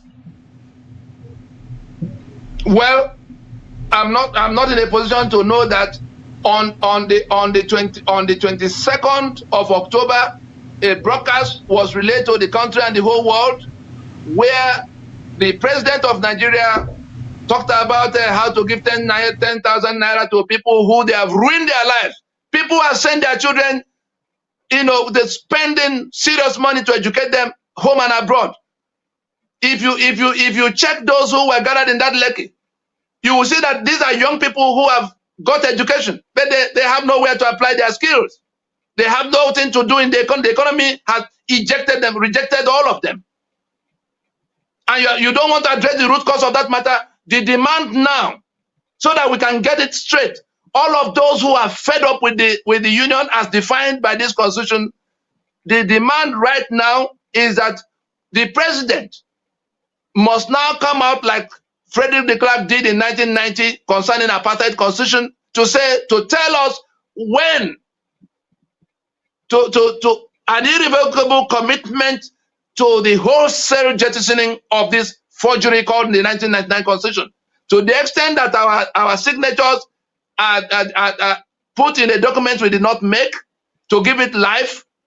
All of us who are alleged to have made that constitution are saying that we did not make it, and the starting point for any discussion of this union will be for the government of the day to do exactly what South Africa did with apartheid in 1990, to announce that this constitution can no longer carry this union. And then we go into a transitioning to discuss what will be the replacement. All of those, nothing, you can't do anything with police except you touch the constitutional basis. You cannot do anything to solve corruption except you turn off the tap of corruption. Yes. You cannot do anything about the infrastructure except you turn off the tap from which the decay is flowing. You cannot do anything about elections, no matter how many electoral reforms you do. You are wasting your time as long as INEC is there to dictate who will govern where. In all of that, the demand of all of those, and I speak for this alliance authoritatively too, because we are not anarchists. We already recognize that there are people in government house, and we say, just like apartheid retained all of those who were already elected, Frederick de Klerk was elected under the apartheid constitution, and then Botha took ill, and he became president from being vice president under Botha. Because of this kind of challenge and mass rejection of that constitution, most of the young people who are fighting on the street may not know the source of their problem, like we do know. And therefore, they may not be able to articulate it the way, they do not know why they don't have electricity, they do not know where the politicians are stealing all the monies and nobody can hold them to account in any form. They do not know why police and the army come from everywhere to shoot at them every time. If the guns were in the hands of their own people, it wouldn't be so. They do not know. Therefore, they say, oh, we want an end to this. When you finish fighting for SARS, who will fight for the petroleum prices that go up every time is happening because our refineries are not refining. How did you come about that? Refinery, petroleum, and refining are on that exclusive list. No matter what you do, you will not get petrol, and therefore you depend on the vagaries of international pricing. For people whose lives are already ruined, who do not have any money, they have to buy at international prices, and then somebody will have the courage to come to say that it doesn't make sense that the petrol will sell for less in Nigeria than in Saudi Arabia, pointing at countries that already have all the things that make the lives of the citizens livable. So we say that it is to accept that we have not made a constitution and put aside this fraud. It is to go into a transition to now get into reworking the basis. All of those things we want change. None of them will change except that constitutional basis is reworked concerning them. We must now also say very loudly, like Frederick de Klerk did in 1990, that no further national elections will happen under this constitution that have been repudiated. Those are the three things that have to be done now as the starting point for discussing what has happened with Nigeria. If anybody thinks it is by sending soldiers to go and kill more people, 200 million people, you are threatening them with how many guns? How many will you kill? We are the ones standing between. We are the ones standing between that angry millions of people, and all of what they could have been doing. We said to them, look, we have solved the problem. Everybody is now in agreement. I want that map displayed so that our people can understand what we are saying, so that they can see that why the South and the Middle Belt reject SARS. Are you not able to find this so I can forward it to you again? Forward it to me again, please, if you can, yeah? Right. You have it now. Just take it and post it so that our people can see what they are living with. Thank you. Yes, with you now. Yeah. So, in all these, the Northerners are everywhere. The Fulanis, the few people who are ruling this country, are in charge of everything. Do you think they will ever give up any of these things? Because they know they're going to go hungry, they don't have anything. The only thing they have is all the money they've stolen so far. They have a lot more than you do have. Did you not see the gold? Did you not see the gold bars coming out from Zamfara? Do you know about uranium? Do you know the thing they have? They have many more things. The only thing they now want to appropriate your own to join with their own, and they want to eliminate the owners of all the other parts so that they can have what they do not have to add to what they already have. So they are relying on that constitution. That constitution is what enables them. Anybody who is not happy with being a slave, with being confronted with death, the threat of death, the clear and present danger of death coming from the plan of the other side to exterminate the owners of the land and plant their own people as the new owners. Anybody who doesn't want that to happen to him must now come along and forget everything else so that we can take down this constitution and end the unitary union in force. It is that constitution that creates the unitary union. All of those who want federalism, all of those who want restructuring, all of those who want resource control, all of those who want Odua Republic, all of you, and you are a majority. You can see that the balance of Nigeria is together in rejecting SARS. Let's start with that. We saw people stand up on the other side to say they want SARS. Their governors joined in going to tell Buhari they want SARS. The constitution that creates this master-servant union that exposes us to debt and backwardness and attrition. The balance of Nigeria during the NSAS protest now want that constitution to be taken out, to be taken down. The only people clinging to that constitution are the ones in the Sharia belt, saying that it is non-negotiable. For everything that we have to do to resolve these anomalies, one side is saying, let's change it. The other side is saying, you cannot touch it. And all they're hoping on is the guns that are in their hands. That's why they seized all the institutions. Absolute control of all the guns. Absolute control of all the institutions. But there are at least 150 million people on this other side. The international community knows a lot more than they used to know concerning what is going on here, and they have stakes. ISIS, we saw when ISIS and Boko Haram joined forces in the year 2014, and they became ISWAP, and then they took a new name, Fulani Herdsmen, so that they can move in the name of cows to overrun people. We saw how El Rufai talked about going to give Fulani that were coming to kill from everywhere money in 14 different countries. We saw where the police, IT of the time, billions of naira were paid to those people. Yes, from the treasury, from the same people that are supposed to be under your watch as governor. People are coming to kill them. All you can tell us you did was that you took money from their treasury to go to give to those people to stop killing. You see the connections.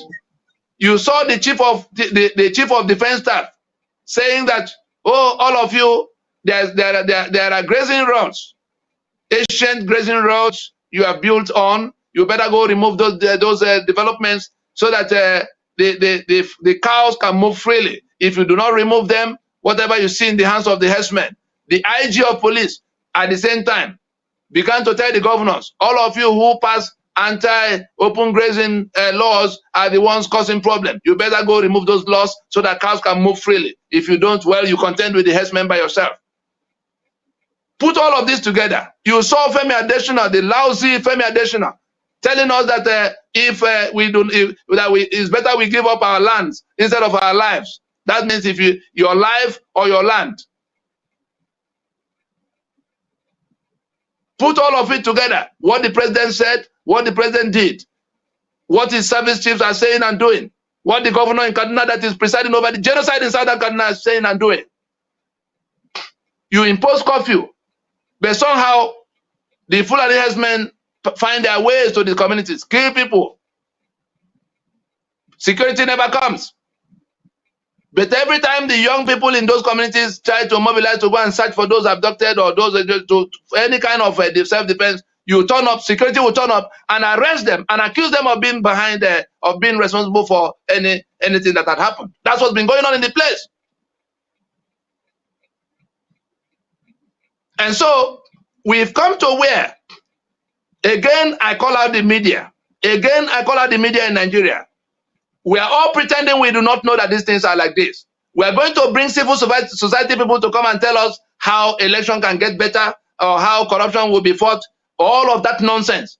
The media in Nigeria, what role are you playing in telling our people that this constitution is the source of their misery? Anything else you are discussing is a waste of everybody's time. And when the flood will come, it will not spare any of you.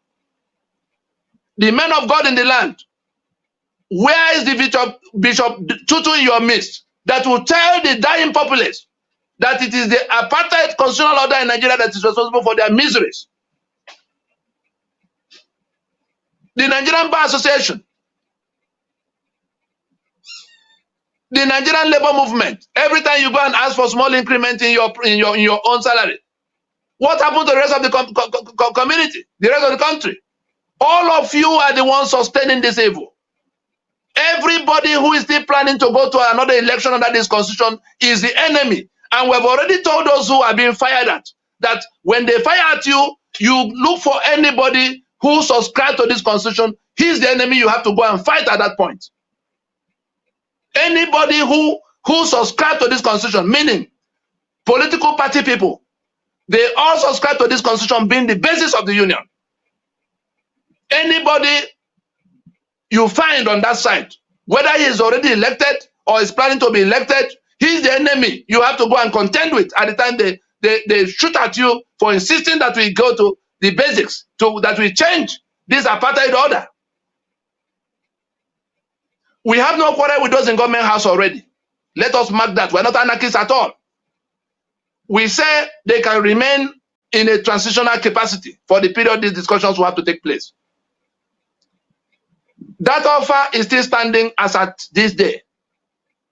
But if those who are being killed, if those who are being tormented, begin to do things, take laws into their hands like we have seen happen in Lagos, they may come for you. They may decide you are their problem. We are standing in that middle now, asking that we accept to remove the source of their misery, to remove the source of the death marauding in their places, whether it's police or herdsmen or SARS that is shooting them, whether it's hunger that is shooting them, whether it's quota system that is locking them out of life. All of it is coming from that constitution. Anybody who subscribes to that constitution deserves not to live. Anybody who subscribes to that 1999 constitution at a time everybody else is saying, let us do away with it to end all the other problems. Anybody from these southern and middle belt territories, we're not concerned with those who impose it. Let's get that straight. But anybody from any part of the south and any part of the middle belt of Nigeria, according to this map, who subscribe to that constitution is the enemy to look for if this matter gets worse than it is today. And if anybody is thinking that that constitution will remain basis of this union, you better go find out what rights are available to those who have been tormented by that constitution. You better go find out how the Yoruba got to UNPO and what they're saying. You better find out why the Yoruba came out in 60 countries on October 1st to say they're fed up with the Union of Nigeria. You better find out why those who do not know how to get there are just anything that will bring them to Biafra, because Nigeria is not working for them. As far as they're concerned, it is that Biafra that they hired was going to work for them that they are still clinging on to. Of course, there are people who are playing pranks around the matter, but you have to interpret what is going on. How can a protest that began peacefully come to the point where government will introduce thuggery and then violence by military, coming to shoot at people sitting in an enclosure, and we're here discussing it? And all the president could do was to come out and threaten them without a mention of the of the killing that took place. I hope this national conference that is already on the street, this national conference that we have avoided for so long, does not go the full length on the street. We still have a chance today. It only will take, if all of us will join in this demand, that an announcement must be made for when that constitution will go down. That announcement it doesn't take more than 1 hour to decide. It doesn't take more than 1 week to decide. That is the first order of business. The government of the day must tell us that this, must agree with us, not even telling us, must now agree with the rest of us that this constitution is the source of our problem and it has to go down. There must be a time-bound commitment for how we go to rework the basis of the union. The basis of Nigeria is damaged. The constitutional basis of Nigeria is damaged. Every day we construct on it, we're exposing ourselves to the risk of catastrophic collapse that will kill too many people. Anybody on the side of wanting to fix it, to keep it the way it is, anybody who is not openly identifying with their own people who have rejected that master servant constitution is standing with the enemy. Whether you're in the Senate, or you're in the House of Reps, or you're in House of Assembly in your state, or your governor, or your political party, chieftain, trying to contest election, all of you are standing with that constitution. All of you are standing with the killing of your people. All of you are standing with the impoverishment of your people. All of you are the ones making life impossible for this youth.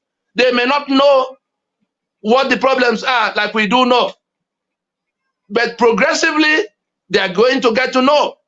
Some of them are going to review this video of this program of today, and they will realize that all of you who are clinging onto that constitution, planning to contest further elections under it, are the ones responsible for their woes and their miseries. You will have to go to get those your friends who surround you with guns to remain with you in your community. The day they find out, the day they realize that you are the one responsible for their miseries.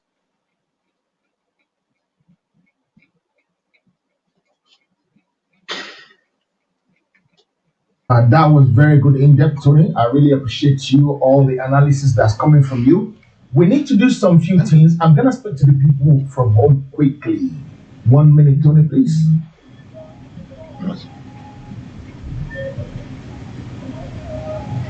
Okay, I'm going to speak to people from home quickly because they need to know so many things. Guys, if you're watching this program, please share it with your loved ones because it's important that we get to know the in-depth of what's happening in our life. This cannot go ahead. This cannot go on. The only way we need to do this is to bring this constitution down so that everybody can go their separate way. If you don't bring this constitution down, there's no way we're going to go our separate ways. And the only thing is, when we all join hands together, Kola, thank you for joining this morning. And I'm going to try and pin that what Kola just put there. The more we join out together, the better it's going to be for us. Because even we were thinking the amalgamation is the real problem before. We didn't realize this more and more and more. Because before 1960, everything was working well. When we have the Western region, the Eastern region, and all the other ones. But until 1966, when the coup happens, and they bring that constitution we were using before, and they bring it down, that is when problems start. Guys, I'm going to leave you in the hand of Tony a little bit for another 10 minutes, and then we will try and start ramping up. Yeah? Tony, over to you again. Yeah? Yes. Yeah, they I'm in Lagos. Please, there's an urgent issue that has arisen from the backlash, from the reactions to the shootings. Somebody in a broadcast, Nnamdi Kanu in a broadcast, began to tell the whole world that he was the one who sent his boys to go and burn down things in Lagos. And some people took it just in a desperate attempt to latch onto what was going on. He's not at all himself and his IPOB organization are not at all involved in how this pushback is happening. They had the things they were doing. But in the attempt to associate himself, to claim credit like he has been doing all the while for various things that have happened in many places, home and abroad, he made that broadcast saying that it's himself that sent his boys to go and burn down things that were being burned down by angry Yoruba people, angry youth of Nigeria, more or less, from the Yoruba flank. And people began to introduce ethnic coloration into what has happened in Lagos. We've not had any wink of sleep since that broadcast went out. But thank goodness, the Amending Alliance, of which I'm co-convener, is in direct dealing. I mean, there's no day. Every few hours, all of those who decide what happens in any of those alliances, they are in constant discussion, we're in constant touch. So they know it's a lie, but the rest of the people do not know it's a lie.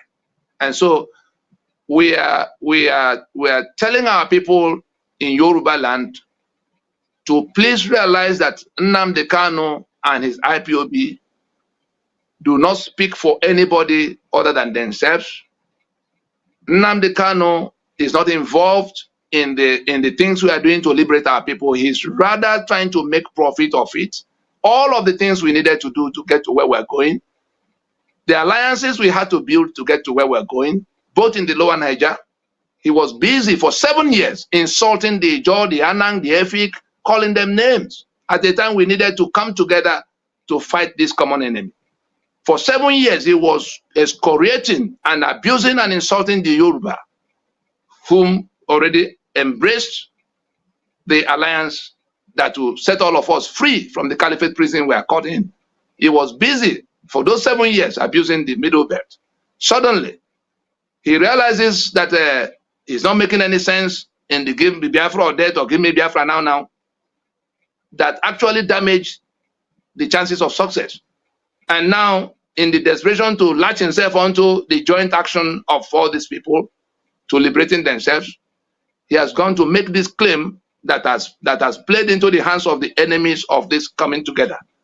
And so, some people who want to cover their tracks, some people who want to deflect attention from this coming together of those who are suffering, those who are about to die. And it's now we're hearing things that look like what happened in 66 and 67, where something was going on, and they say, "Oh, it must be Igbo." Please and please and please, and when you are ẹjọ́ ọ̀daràn yẹn tí wọ́n ń pè ní Nnamdi Kanu, ọwọ́ ẹ̀ ẹsẹ̀ kò sí nínú nǹkan tá à ń ṣe o. Kò mọ nǹkan kan pa nǹkan tá à ń ṣe. No Igbo will set any property in Lagos ablaze. I can tell you that authoritatively. It did not happen. The same Nnamdi Kanu turns around to make a broadcast to insult the intelligence of the people who had the broadcast he made earlier, to say he didn't, that they were making it up. Just like the government in Abuja. The army spokesman is telling us that all of what happened was what in Tollgate is a photoshopped video. Can you believe that? So please, our people, it is not so. It wasn't ever so. It's never going to be so. We are here. We are here in that Lagos, in the places where these things are happening. is not no Igbo was sent by anybody to do anything. Nnamdi Kanu just running his mouth in his traditional,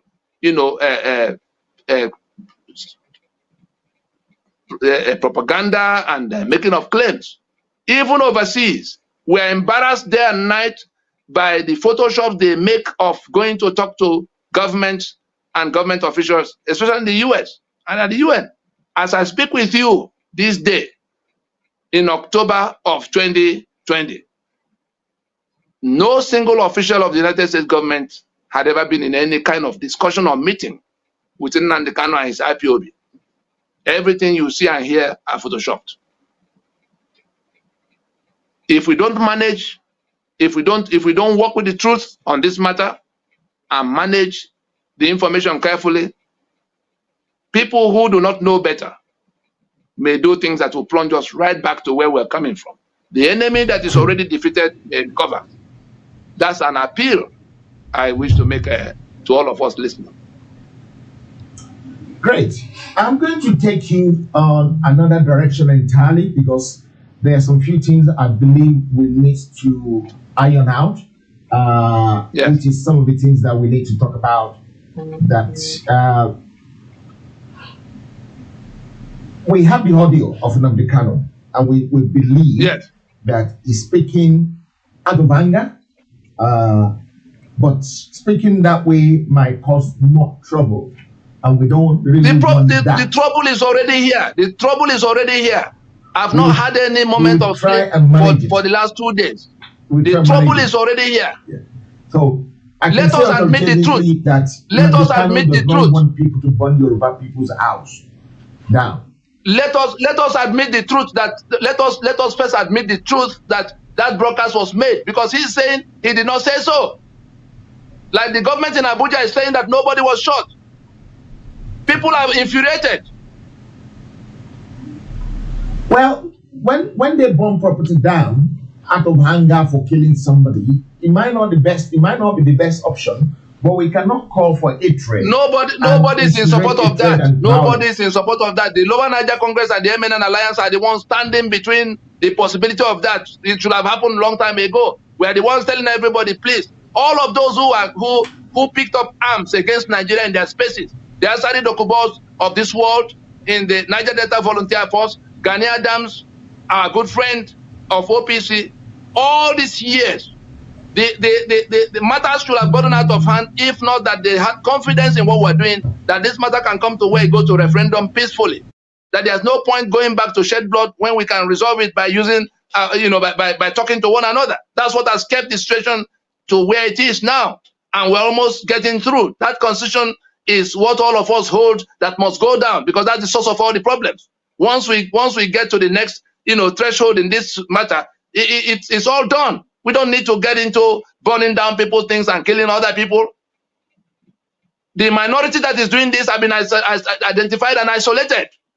It doesn't matter that they are laying claim to, they are pointing guns at everybody now. It does not matter. Nobody can hold Nigeria together by force of arms at this point. Nobody. Let us go and discuss how to revive the union that collapsed since 1966. That's what has to be done now. And if it's not being done together, it will do itself unilaterally. From Yoruba will not wait. 55 million people with all the exposure and capital in their hand. You think they're going to wait forever? Or the eastern part, or the middle belt that is being killed every piece of the way? They're not waiting to do anything. They're not going to wait forever. What I want to assure they're not going to wait for that minority to repent. The constitution that has their signature will go down. Definitely. All of the structures built on that constitution will go down with it. Definitely. The choice we have to make now is whether we want to manage it peacefully.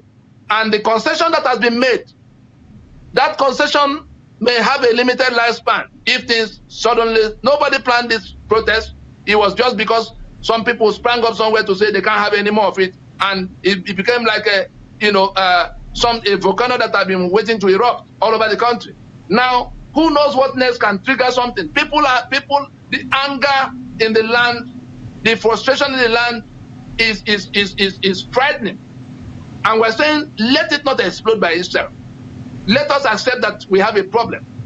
Let us begin to address that problem. Anything less than announcing a decommissioning plan for that constitution is a waste of everybody's time.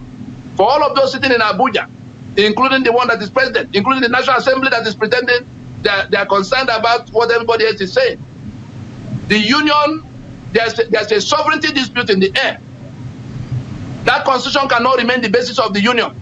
If you are sitting in that assembly on the basis of that constitution, you are standing with the enemy. You are standing with the tormentors of your people because of the benefits you get, because of how much money you make, the governors. So we're saying all of you already elected. You can remain in the place of your office while this discussion will take place. But this discussion can no longer be postponed. If anybody is still hoping that the election will come, will be carrying on until the election happen in 2023, such a person is a compound fool. And let's pray that what the Bible says about such people will not come to pass against them. Thank you very much. Because of time, we might be winding the program down. I'm going to try and bring some few people in, maybe through the audio or through a live stream. Let me try and see, because I have some few questions here for you that we want to try and treat. Okay, we know this is the problem. We know the problem is 1999 Constitution. We know the problem is some few people who has hijacked the federal system that we have before 1966, and they have given every power to the central instead of just 15% to the central, but now they're giving 100% to the central.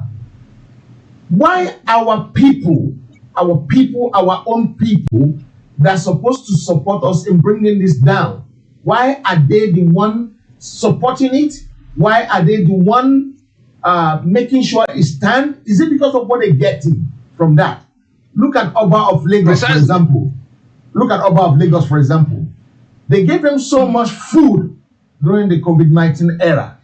And unfortunately, all this food was stored in warehouse. And they didn't give it to nobody. They were just sharing it among their families and friends only. The food that they cannot eat for the next, I don't think that food, they can finish it in the next 100 years. They start emptying that warehouse at 7 o'clock in the morning, and I don't think they finish until late in the evening before they finish emptying that warehouse. Everybody carrying their own stuff. A very full like a size of a football pitch warehouse.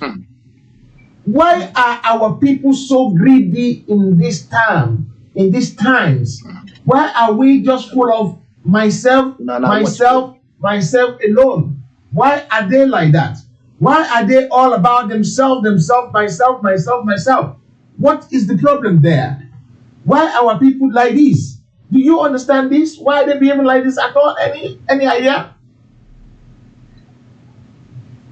In one word, greed. There's nothing I've said on this program today that has not been communicated to them privately in the course of the last 21 years, without exception. Including the Buhari that is making announcements now. He was part of the Fulani delegation that turned up at Pronaco. The Sultan in Sokoto was part of the Fulani delegation that came. That's on the other side. On our own side, the senators, the governors, there's nothing that has been said on this program today that has not been communicated to them in every way possible. But they are more interested in maintaining their benefits. That's why they cling on to political party, to contest election, to be in National Assembly, to get their monthly. You saw you see the kind of monies they get. That one, they still get into the budget and share with the minister. That is they hijack what the executive branch should have been doing. But it's all because the executive branch has the spare key. The president has the spare key to the treasury. The governors have the spare key to the state treasuries. And because all of that, have been enabled by the Constitution, the legislative branch now also yank out the one they call constituency project for themselves in that whole budget. They take the monies and share and do just what they like, and they are not accountable to anybody. They are the ones who should have been holding the executive branch accountable.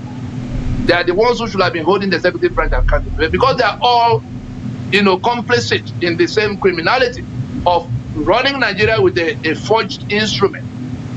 It is their greed to make these humongous volumes of money that puts them in the place where they are sustaining the damnation of their people. Those people are waking up.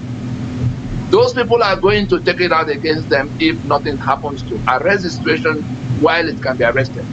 If anybody thinks that people are going to be intimidated, oh, young people came out.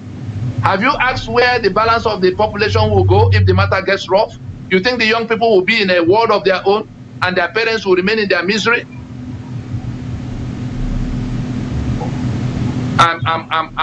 I'm sorry for those who think that this matter can remain this way for another long time. I'm going to try and look for a video quickly, even though my system is running low on resources because of the amount of things I have open there. I'm going to try and bring, like I said, I want to bring someone in from outside to join in the conversation. Hello. I believe it should be here. I'm live. I am live on the program. I'm on the TV studio. Hello. Hello. Okay. So sorry. Yeah. So carry on. I want to bring somebody in quickly into this. Yes. And this gentleman has the same name as yourself. And we spoke earlier on about some few things that is going on. The use of firearm against the protester, I'm sure, I don't know what we're going to say to that. But let's listen to this very, very short video clip. Here it is. Let's have a look. Before the masses begin to chase us, before they begin to destroy our vehicles and our homes, I think it is time we act and make hay while the sun shines. Are they actually making hay while the sun shines? No, they are throwing tokenisms at people, like the one talking about trader money of 10,000 and 20. Your children go to Harvard and Oxford and come back to jobs in NNPC and Central Bank. Other people have to take 10,000 and go and start their life. 10,000 that doesn't even transport them to where they want to begin. All the roadblocks that prevent them from doing anything are already set up and being maintained by the constitution. You do not want to change. You do not want to discuss. And we're not talking about writing another constitution. If that constitution goes down, the first order of business will be for those who were locked down here to decide by referendum whether they want to carry on. That's the first order of business. It is when they have recommitted to being in the union that you now go to the question of writing constitution. Let nobody deceive himself that it's just a matter of going to write another constitution. No, let us decommission the one that is there. So the rickety unitary union is set up, is put aside. All of those who could be countries of their own will be talking to their people internally for whether they want to continue in the issue. It's when they vote by referendum to be in union that you now begin to discuss what to do, what to write as the terms of that union. That's where the constitution comes in. They are not making any hay. They are not agreeing with us that constitution has to go down. They are even committing treason of saying that they are the ones who have to decide for us. They sit in Abuja, in the National Assembly, now saying that our sovereignty is with them. Our sovereignty is now appropriated unto them. They are making a mistake, and those who, if there are lawyers in their midst, if they do not know, let them go and ask those who know. Let them go and ask Professor Akin Oyebode whether our sovereignty is with them. Let them go and ask those who know. And speaking about this, not just as a lawyer, but as lawyer with specialty in jurisprudence, our sovereignty is with us. Section 14, subsection 2A of that constitution that they swear to defend and uphold admits that our sovereignty belongs to the people, through whom, from whom government through this constitution derives all its powers and authority. That assertion there is in head-on collision with the claim in the preamble to the constitution that we have submitted ourselves, looking at that decree number 24 that told the story. So the story is printed by error. Absalom Abaka put an instruction in subsection 3 of that decree, subsection 3 of section 1 of that decree of 1999, decree number 24, Absalom Abubakar put an instruction that that decree should not be printed along with the constitution, that only the schedule should be printed. It was by error that they printed it together. And because they printed it together, it's still traveling with that constitution. All the embassies that got copies, the gazetted copies of that constitution in 99, have it. And it's not something amendments can cure. You cannot cure a forgery by just rewriting something on the face of the forged instrument. That's what they're telling us they want to do. We are saying we have not made any constitution. We are saying we have not even discussed as claimed. There are two different subjects, like the memo and articles of a company. The memo is different, the articles is different. And so the people in the National Assembly are telling us now that our sovereignty is now in their hands to decide for us whether we remain in the union and how we will remain.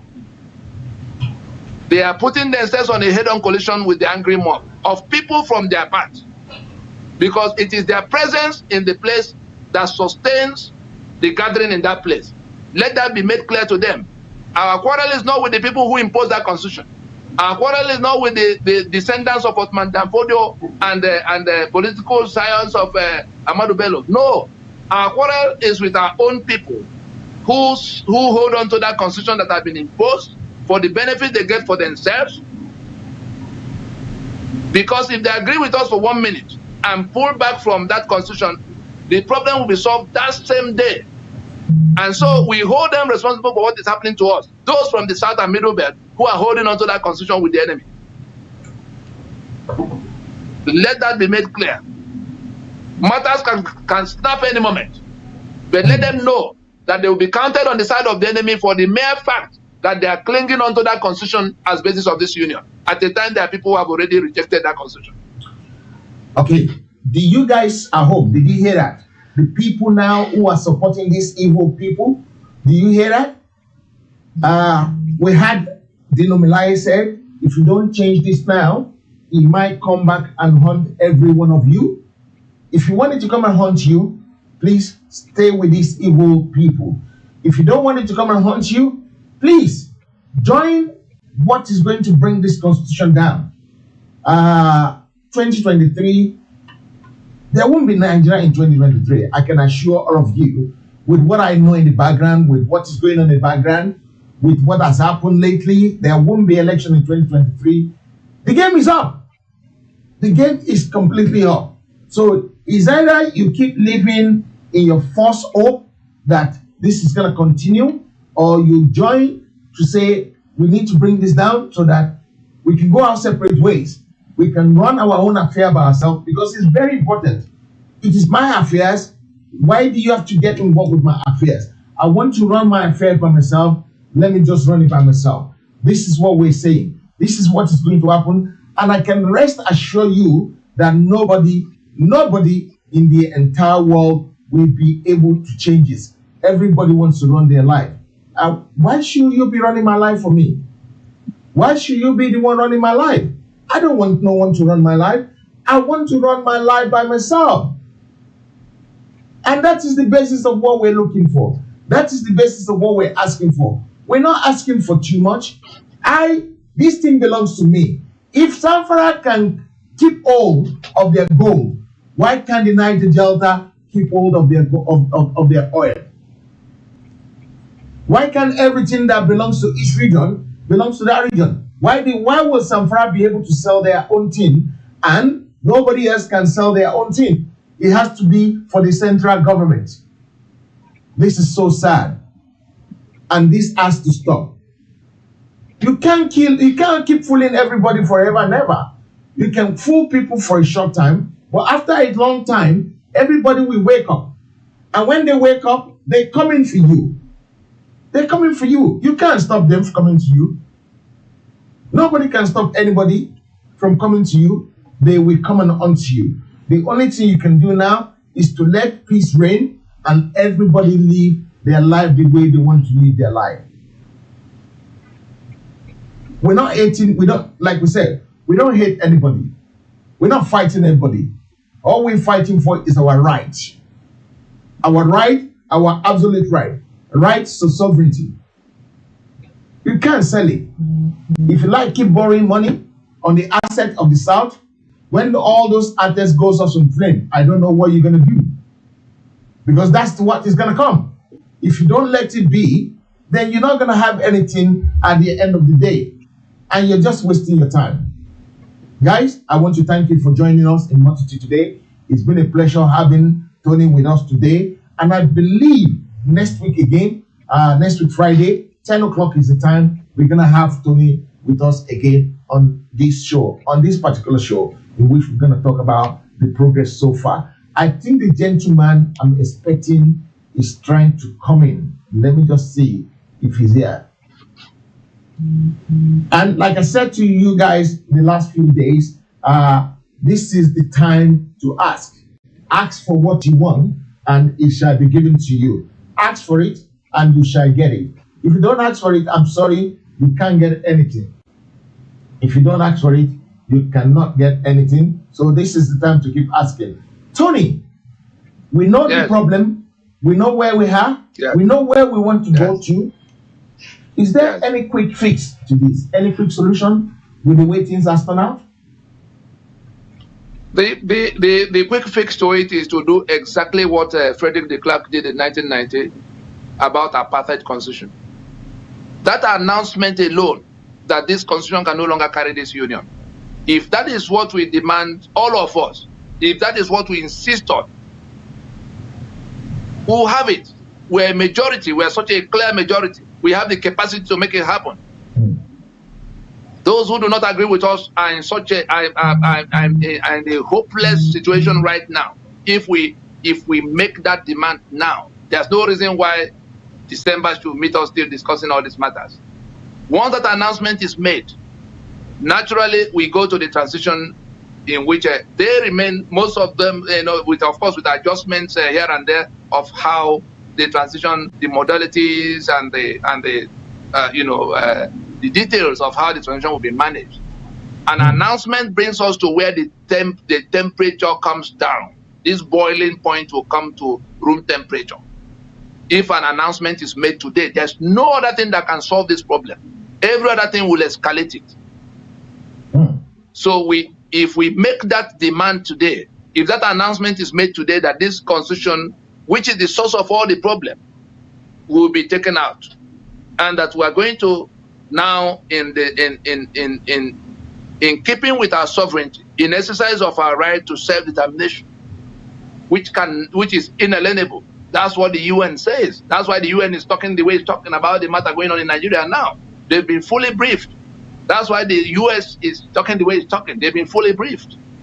We took the trouble to make sure that they were all fully informed about what we are dealing with, that it is apartheid constitution imposed on us by a small segment of the country that is pointing guns at us, that has brought ISIS to support themselves against all of us, that have opened our border to bring in Fulani from all over Africa. You had the governor of Bauchi state saying that Fulani from everywhere belong here. So where's our sovereignty in all of that? If people can come from everywhere and you document them as Nigerians and unleash them on us, and they're pointing guns at us, how am I to know the one that came only yesterday from the one that came 50 years ago?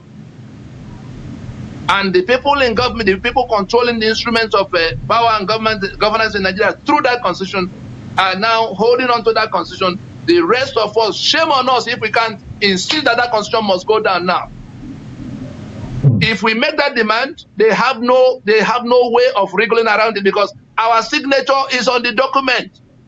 The Niger Delta that is lamenting the oil and gas, your signature is on the document that took it away from you as the authors of your damnation. Those being killed in the Middle Belt, your signature is on the document that took guns away from you and put in the hands of those killing you. The ones in Lagos who want the Yoruba land, the ones who have been chased around by Fulani herdsmen, the ones who are watching the ports of Lagos being controlled by people who are holding it in adversarial capacity.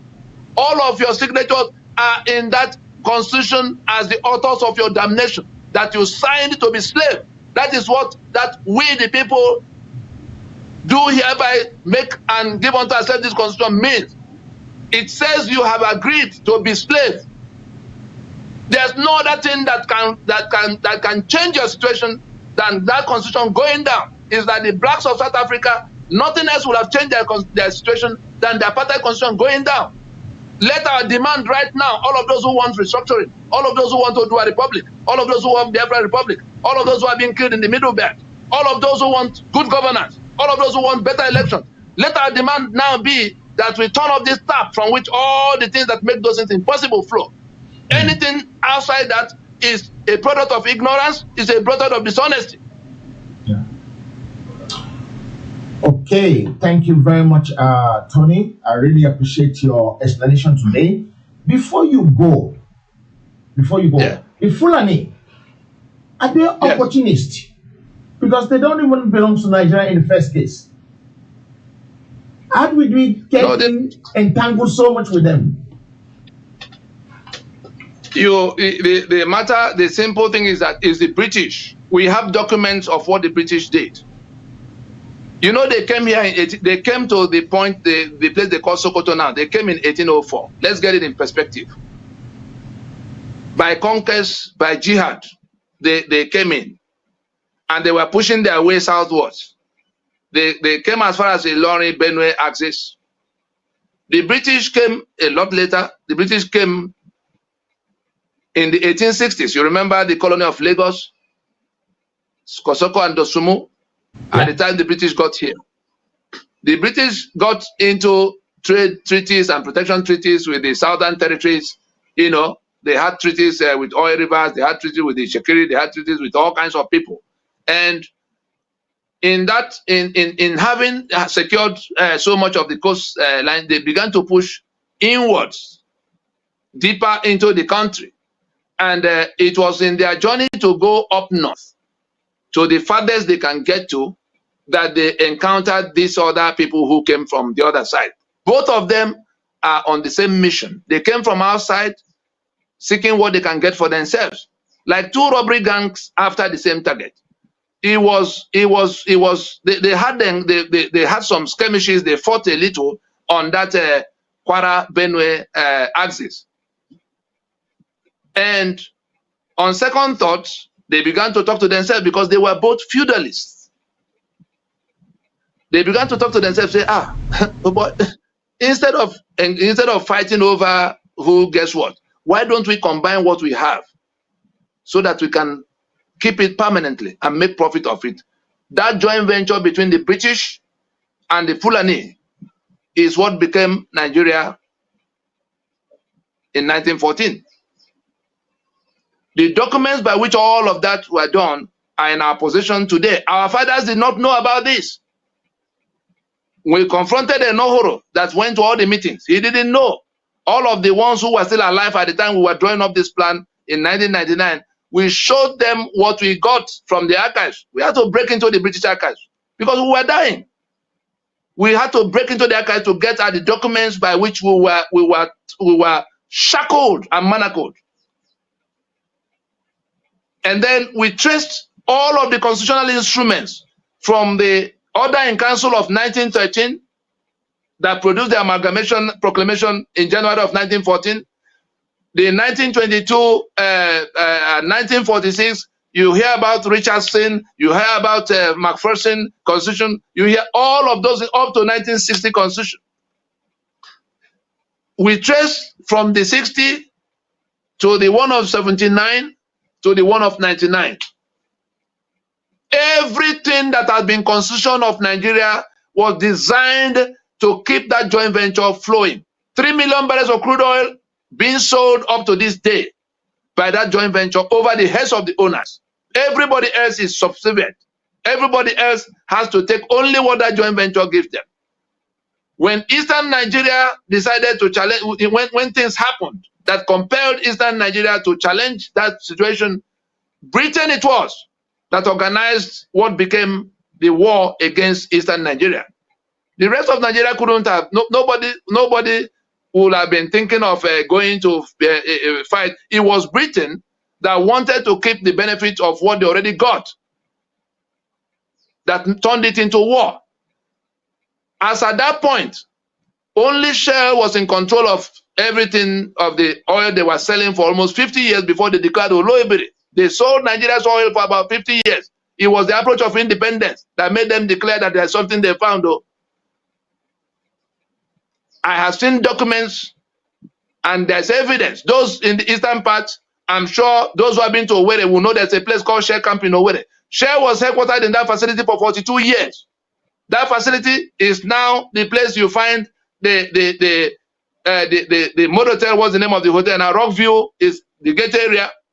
The government house of Owerri in that facility. The Alvaniko, the university there is, that same facility. The Federal Medical Center in that same facility, that's on the one side of the road.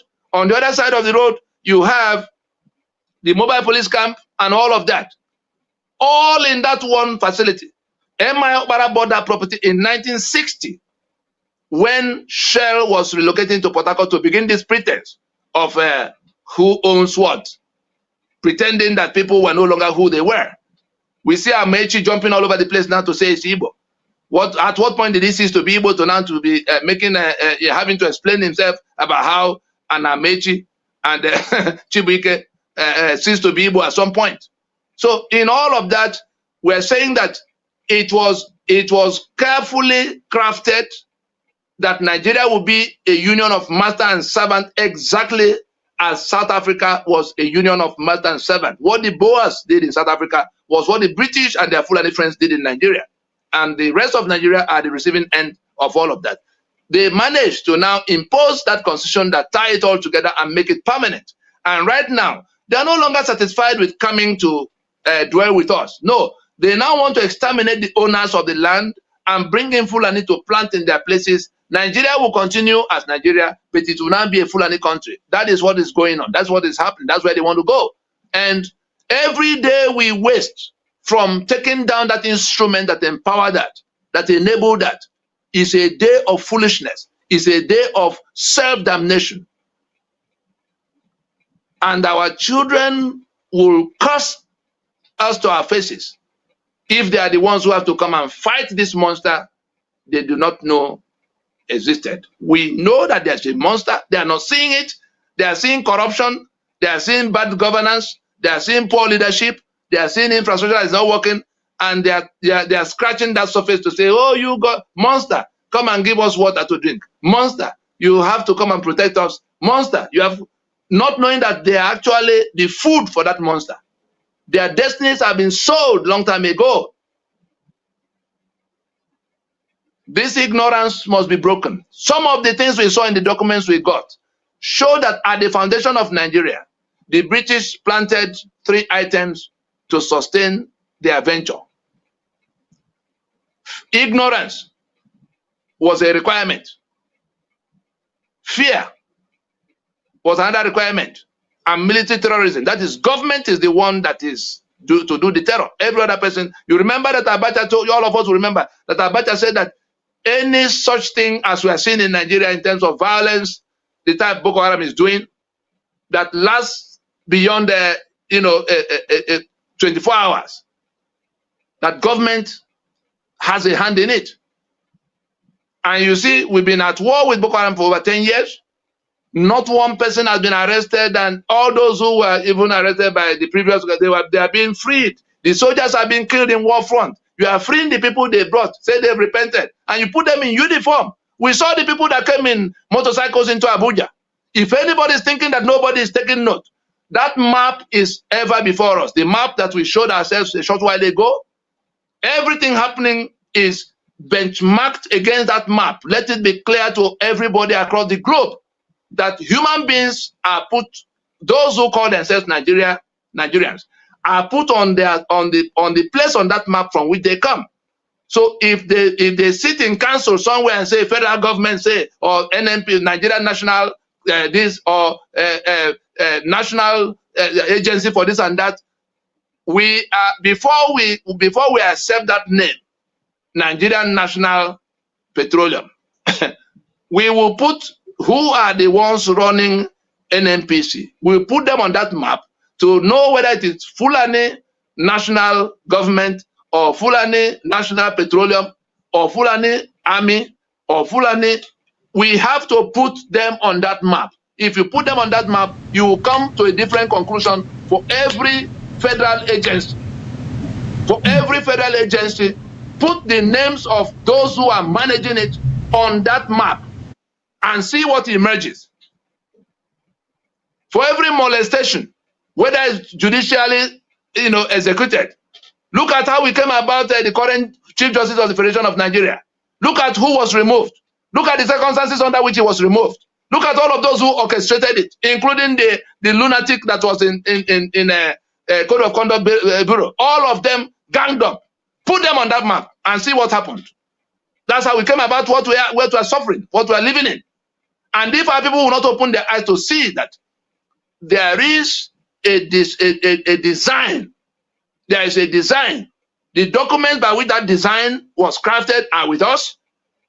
The progression from where it started to where it got to become 1999 Constitution are with us, all the way through 1922, through 1946, through 1954. Every single thing that was done, you see a straight line on the graph of how they got to where they are now. The plan we put together, the strategy we put together to free ourselves from this caliphate prison was based on accurate information that wasn't available to our fathers. And those who are choking have been informed. It's only for more people to be told. Those who didn't, the younger people who didn't know. The people who shut down the teaching of history, most of them played some significant parts in how these things were, reinforced in the 60s to become what they became in the first part of the 70s. Now we're living with it in year 2020. And we're still wallowing in that ignorance. We're still gripped by that fear. We're still unable to know that the terror is the government itself. Those are the three principles upon which Nigeria's constitutional architecture was designed. These documents predated 1914. The documents I'm talking about Can I chip you on something quickly? Yes. On another program that is currently going on Heritage Television now, Professor Bolaji Akinyemi is saying the amalgamation of 1914 does not expire. There is nothing like that make it expires. Right now, as I speak, that is what Professor Bolaji Akinyemi is saying on another program that is going on live on Heritage Television. What have you got to say to that? Even though I'm taking you away from where we are, amalgamation document, as he expires, yes or no? First, before your explanation. I'm not interested in that. You know why? Yes. You know why? Why? The same people who want to sustain the old order want to take us away from the one that is on the table now. Everything the British did ended in 1960. True. Everything from 1960 is according to what we signed up to. So the constitution on the reason why I cannot go to fetch gun right now and defend myself in my community that I'm surrounded by Fulani people pretending to be herdsmen, the only reason why I can't go to take guns now is that the Constitution of Nigeria says, 1999, says I cannot touch gun. The only reason I can't generate electricity, I have capacity to generate electricity to power myself in Aba and Onitsha and Port Harcourt and elsewhere. The only reason I can't do that in Lagos is that Nigeria's constitution imposed by these people say I cannot in that exclusive list. The only reason I can't do the road from Enugu to Onitsha, from Port Harcourt to Enugu, the only reason I can't go to do that road is because the constitution says it's federal road now. And so if they want to turn it into a jungle like we have seen, that's what it becomes. We see the pictures from Aba. We see the pictures from Aba. The only reason Aba is where the slum it has become, quite apart from the governors that have been imposed by Abuja. The irresponsible people that have been governing the place are selected by Abuja, the worst of our people. None of them can be voted as council chairman if we were the ones in charge of selecting who will govern us. But that apart, Aba was deliberately flooded by Nigeria as part of his punishment because Aba was the only city they could not overrun in that war. Ojukwu told us when he was beginning to feel that he will not make, he will not make it alive. Ojukwu said that before, the only demand Ojukwu made on us, he said, before you commit my earthly remains to Mother Earth, you have to show my body to Aba people. And the reason he said so was that Nigeria did everything to overrun Biafra 100%. Aba was where they could not. And if you trace back to 1929, that the colonial adventure of Britain came to an end when it did come to an end was because the so-called Aba women riot, which was a revolt challenging the colonial enterprise of the time, fundamentally. So Aba is the metaphor for resistance to colonialism, internal and external. Colonialism, internal or external. And what Nigeria decided to do was to kill Aba. The Oji River power plant that was built by government of Eastern region to provide electricity for the whole of Eastern region of the time, that includes Port Harcourt. Many do not know that that the Trans-Amadi industrial layout was set up by M.I. Okpara's Premier of Eastern region. The electricity that powered all of that came from the Oji River coal-fired power station. Nigeria shut down Oji River. And as I speak with you, on account of this exclusive list, as I speak with you, there's no single power plant in any part of Igbo land. The attempt by Baton Rouge was put into controversy and no electricity is flowing from it to date. Are you there? Yeah, I'm here. Yeah. And then we come to the Aba that is in decay. That road, that expressway that goes from Port Harcourt to Enugu, the portion of it that passes through, behind Aba City, was built by Fujirol. I want our people to listen carefully. At the time it was being built, the water, all the natural waterways that take water away from rainwater and all kinds of waters from Aba into the rivers and then the ocean, they passed through that part that now the express had to come, to be built. As they were building that express, all they needed to do was to construct culverts to take those waters, into their, so that those waters can continue on their course to the ocean. Deliberately, that road was constructed without culverts. And in one rainy season, this was 1978, in one rainy season, all the waters that came from rain got trapped in Aba, and Aba was submerged. Aba was deliberately flooded to be put in decay. Nothing can solve that decay that we are seeing in Aba today, unless the natural waterways that have to pass underneath of that express that goes to Port Harcourt, unless they are opened up. The few times we attempted to inform those who were governors in the place, they were not willing to listen. They say, oh, federal, they were not going to go there. And every time they award contract to themselves to go and clean up some water, the next day it becomes worse. I'm sure we are seeing Aba that is now sitting in a quagmire of mud. Deliberate. That's part of what Nigeria designed to do. The erosions we see in large numbers in the east. Again, we had to probe. Did our soil suddenly change? What is it that is the reason for this type of erosion all over the place? The Nigerian Society for Environment was some agency of we got in the search for what went wrong. They commissioned a research, and they came to the shocking finding that in course of that war of 1967 to 1970, the British that built all the roads, that knew where they supported, they had to reinforce one thing or the other to avoid some kind of things, that they brought the map of all of what they did and targeted those areas that they supported so that erosion doesn't come carrying what was constructed by B-52 bombs. Craters were created. Craters, that is the bomb that destroys the infrastructure. They targeted all those places they knew will trigger one rainy season, erosion begins. In another 3 years, you can't recover it anymore. That is the origin of the many erosion sites that is now eating up eastern Nigeria.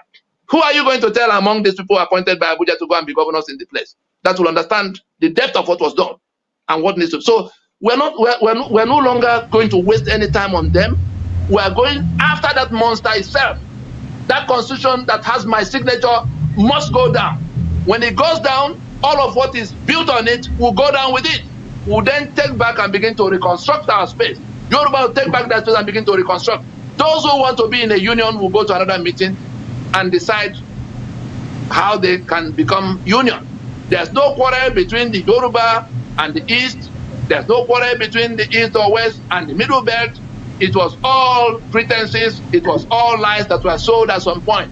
Let me also remind our people, for those who say Igbo will go and burn down Yoruba assets, when the abandoned property was imposed, that is, Igbo assets outside Igbo land got seized.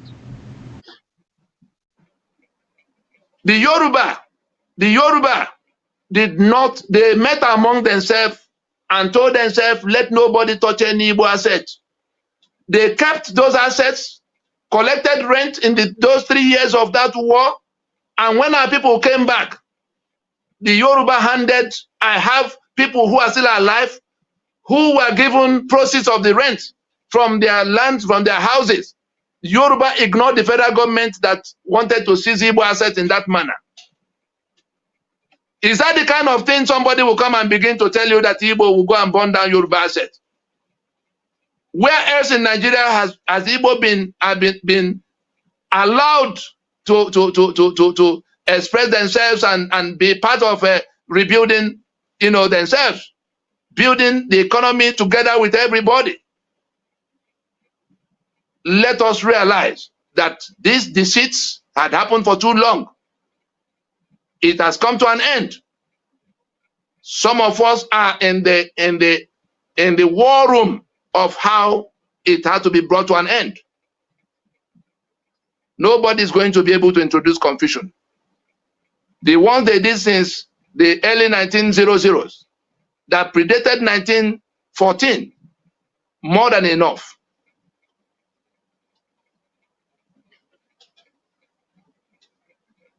That's my answer. Let's not waste time with whether amalgamation has expired or not. What we were looking for is not the validity of amalgamation. We were looking for the principles. Why did the British do what they did to create the kind of structure we have now been saddled with? That was what we were looking for. And we found the answers. Can I say something to you, right? Didn't someone mention to us that don't do business with the Fulani before the independence? Didn't they point it out to us in the memoir of these guys? Didn't they say if you do any business with this Fulani, you're doing so at your own peril? All of that takes second place behind the constitution that is on the table. Every single shackle on our hand, on our leg, on our neck, those 68 items on exclusive list is like tying a man with 68 chains, some of them blindfolding him. One chain on the neck to one pillar, another chain on the waist to another pillar, the two legs, different chains. Every part, the hands, every part with another chain. That's the kind of thing we are living with. All of whatever is being concealed about what happened in the past fall into second place behind that constitution that now empower and let me take you somewhere else quickly, yeah?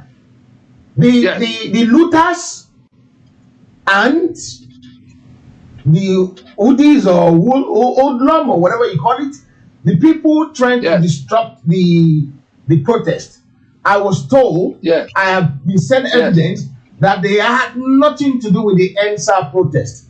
Let's watch this video quickly, and then I will ask you one honest question, and then we will be calling today. Quickly, this is the video. Right? See the security people supporting the talk. See them. See them. See them. See them. See them.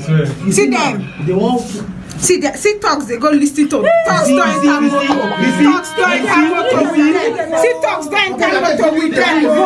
See talks, see the security people. See them.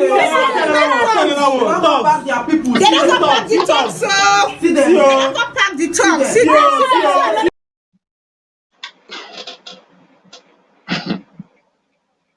Okay, that was the video. So definitely the people burning down the Lagos, the people burning down property in Lagos, the people disrupting the protest, they're not even, they are actually organized people from the governments, because those vehicles belong to DSS.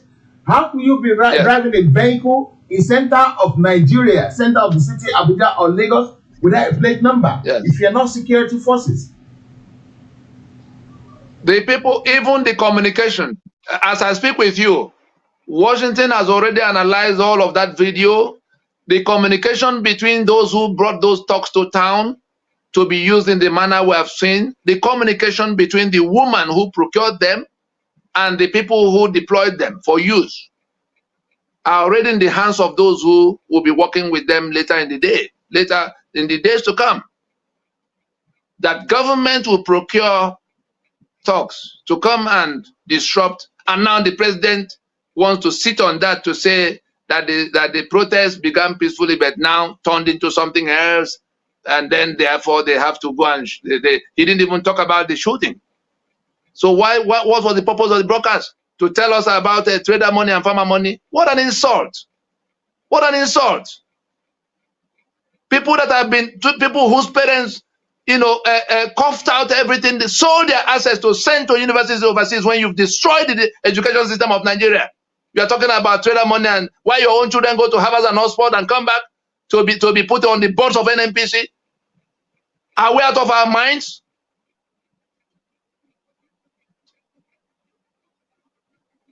The government procured them to create the confusion that has now come, to create justification for the killing they've done.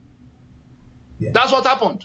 Okay. There's been an unconfirmed report as well that's just been sent to me that Buhari's daughter is on the board of one of these NNPC or whatever. How far are you sure about that? Well, that's what we hear. And when we look at again, I say, let us bring all those agencies of government, all of them, and parastatals, and the ones that control the arms and the police and all of them. Let us bring them. Let us bring the human beings that are running them from the top, and let us take the first 20 people in each of those organizations, each of those federal government organizations, agencies, controlling arms, controlling resources, controlling all kinds of things.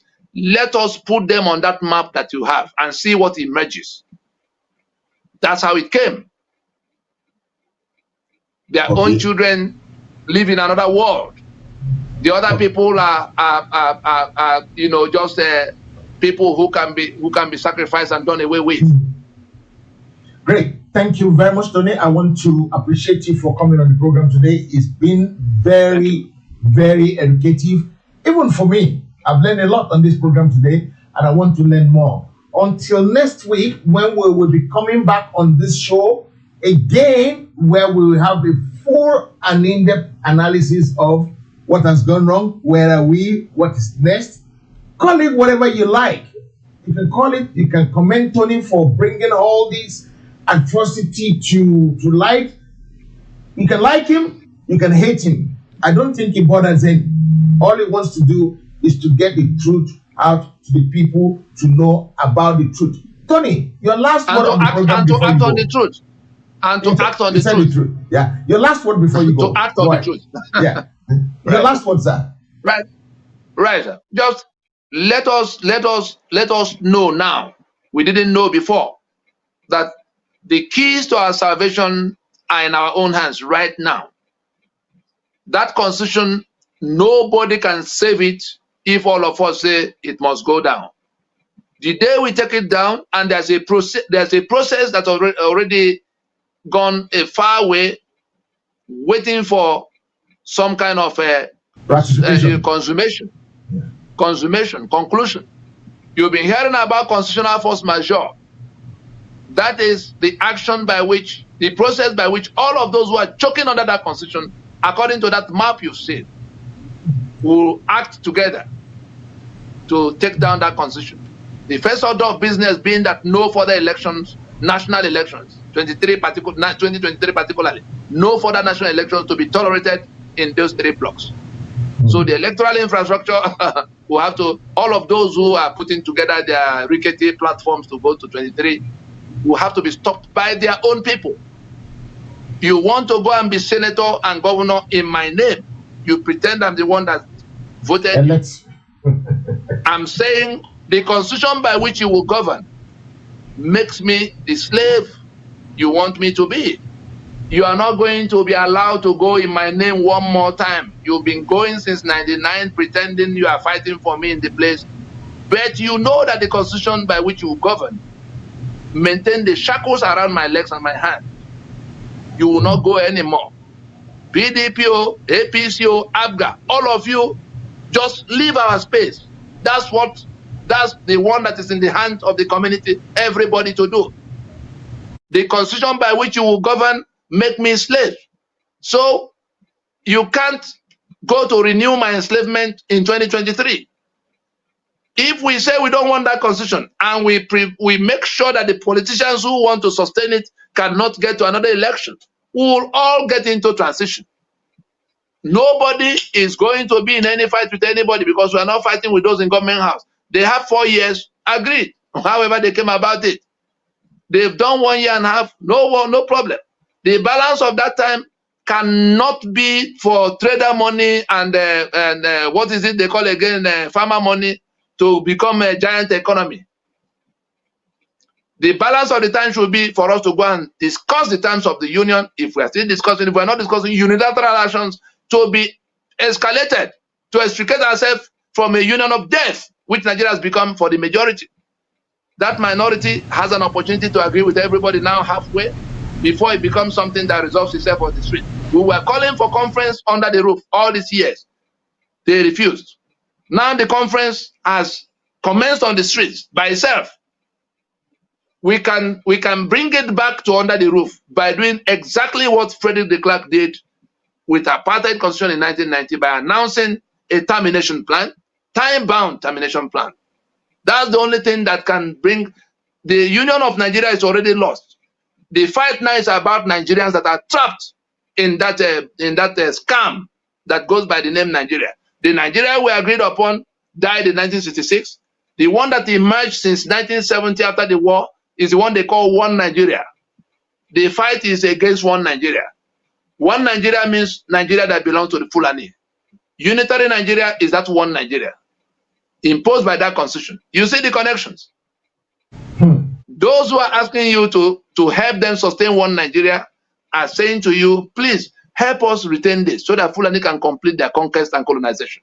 I think we have to stop it here. Great. Thank you very much. Yeah, guys, I really appreciate your effort this morning. I appreciate your company. It's been great to have all of you together.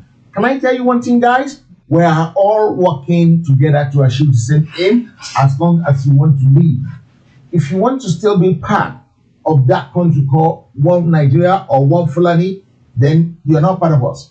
But if you're doing anything to get us out, no matter how minute, how small it is, yes, we're doing the same thing together. We're together in this, and we will achieve it by the grace of our effort, by the grace of God, because you cannot say grace of God and you don't put any effort into it. Tony, I want to thank you once again for joining me today. Thank you. Until next week, when I and Tony will come your way again. Good afternoon, everyone, and God bless you.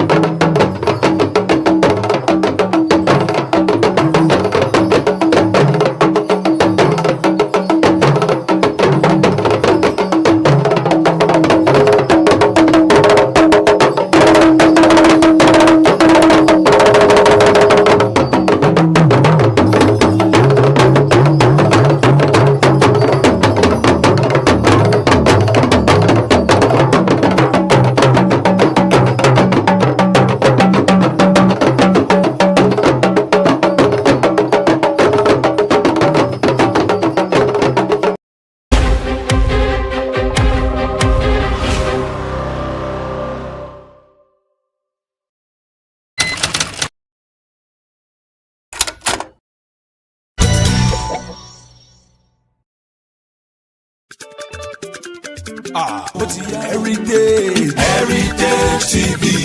La la la la. Heritage TV. Everybody in London, have you heard that Heritage Television has come up with something new? All your functions and celebrations can now be multi-camera live stream that was only reserved for the rich and famous. Having a function in London can be viewed clean and clear immediately from any part of the world. Trust Heritage TV to give you a better reach. Heritage Television also does photography that will make you the envy of all your friends and family. Heritage Television is the best. All your functions like birthdays, funerals, weddings, church anniversaries or harvest. Heritage Television is the master. We are in the heart of London with an ultra-modern equipped studio. You can call us on 020-800-46100 or email us info@heritagetv.co.uk or mobile 0734 1234 560. Heritage Television will do you proud.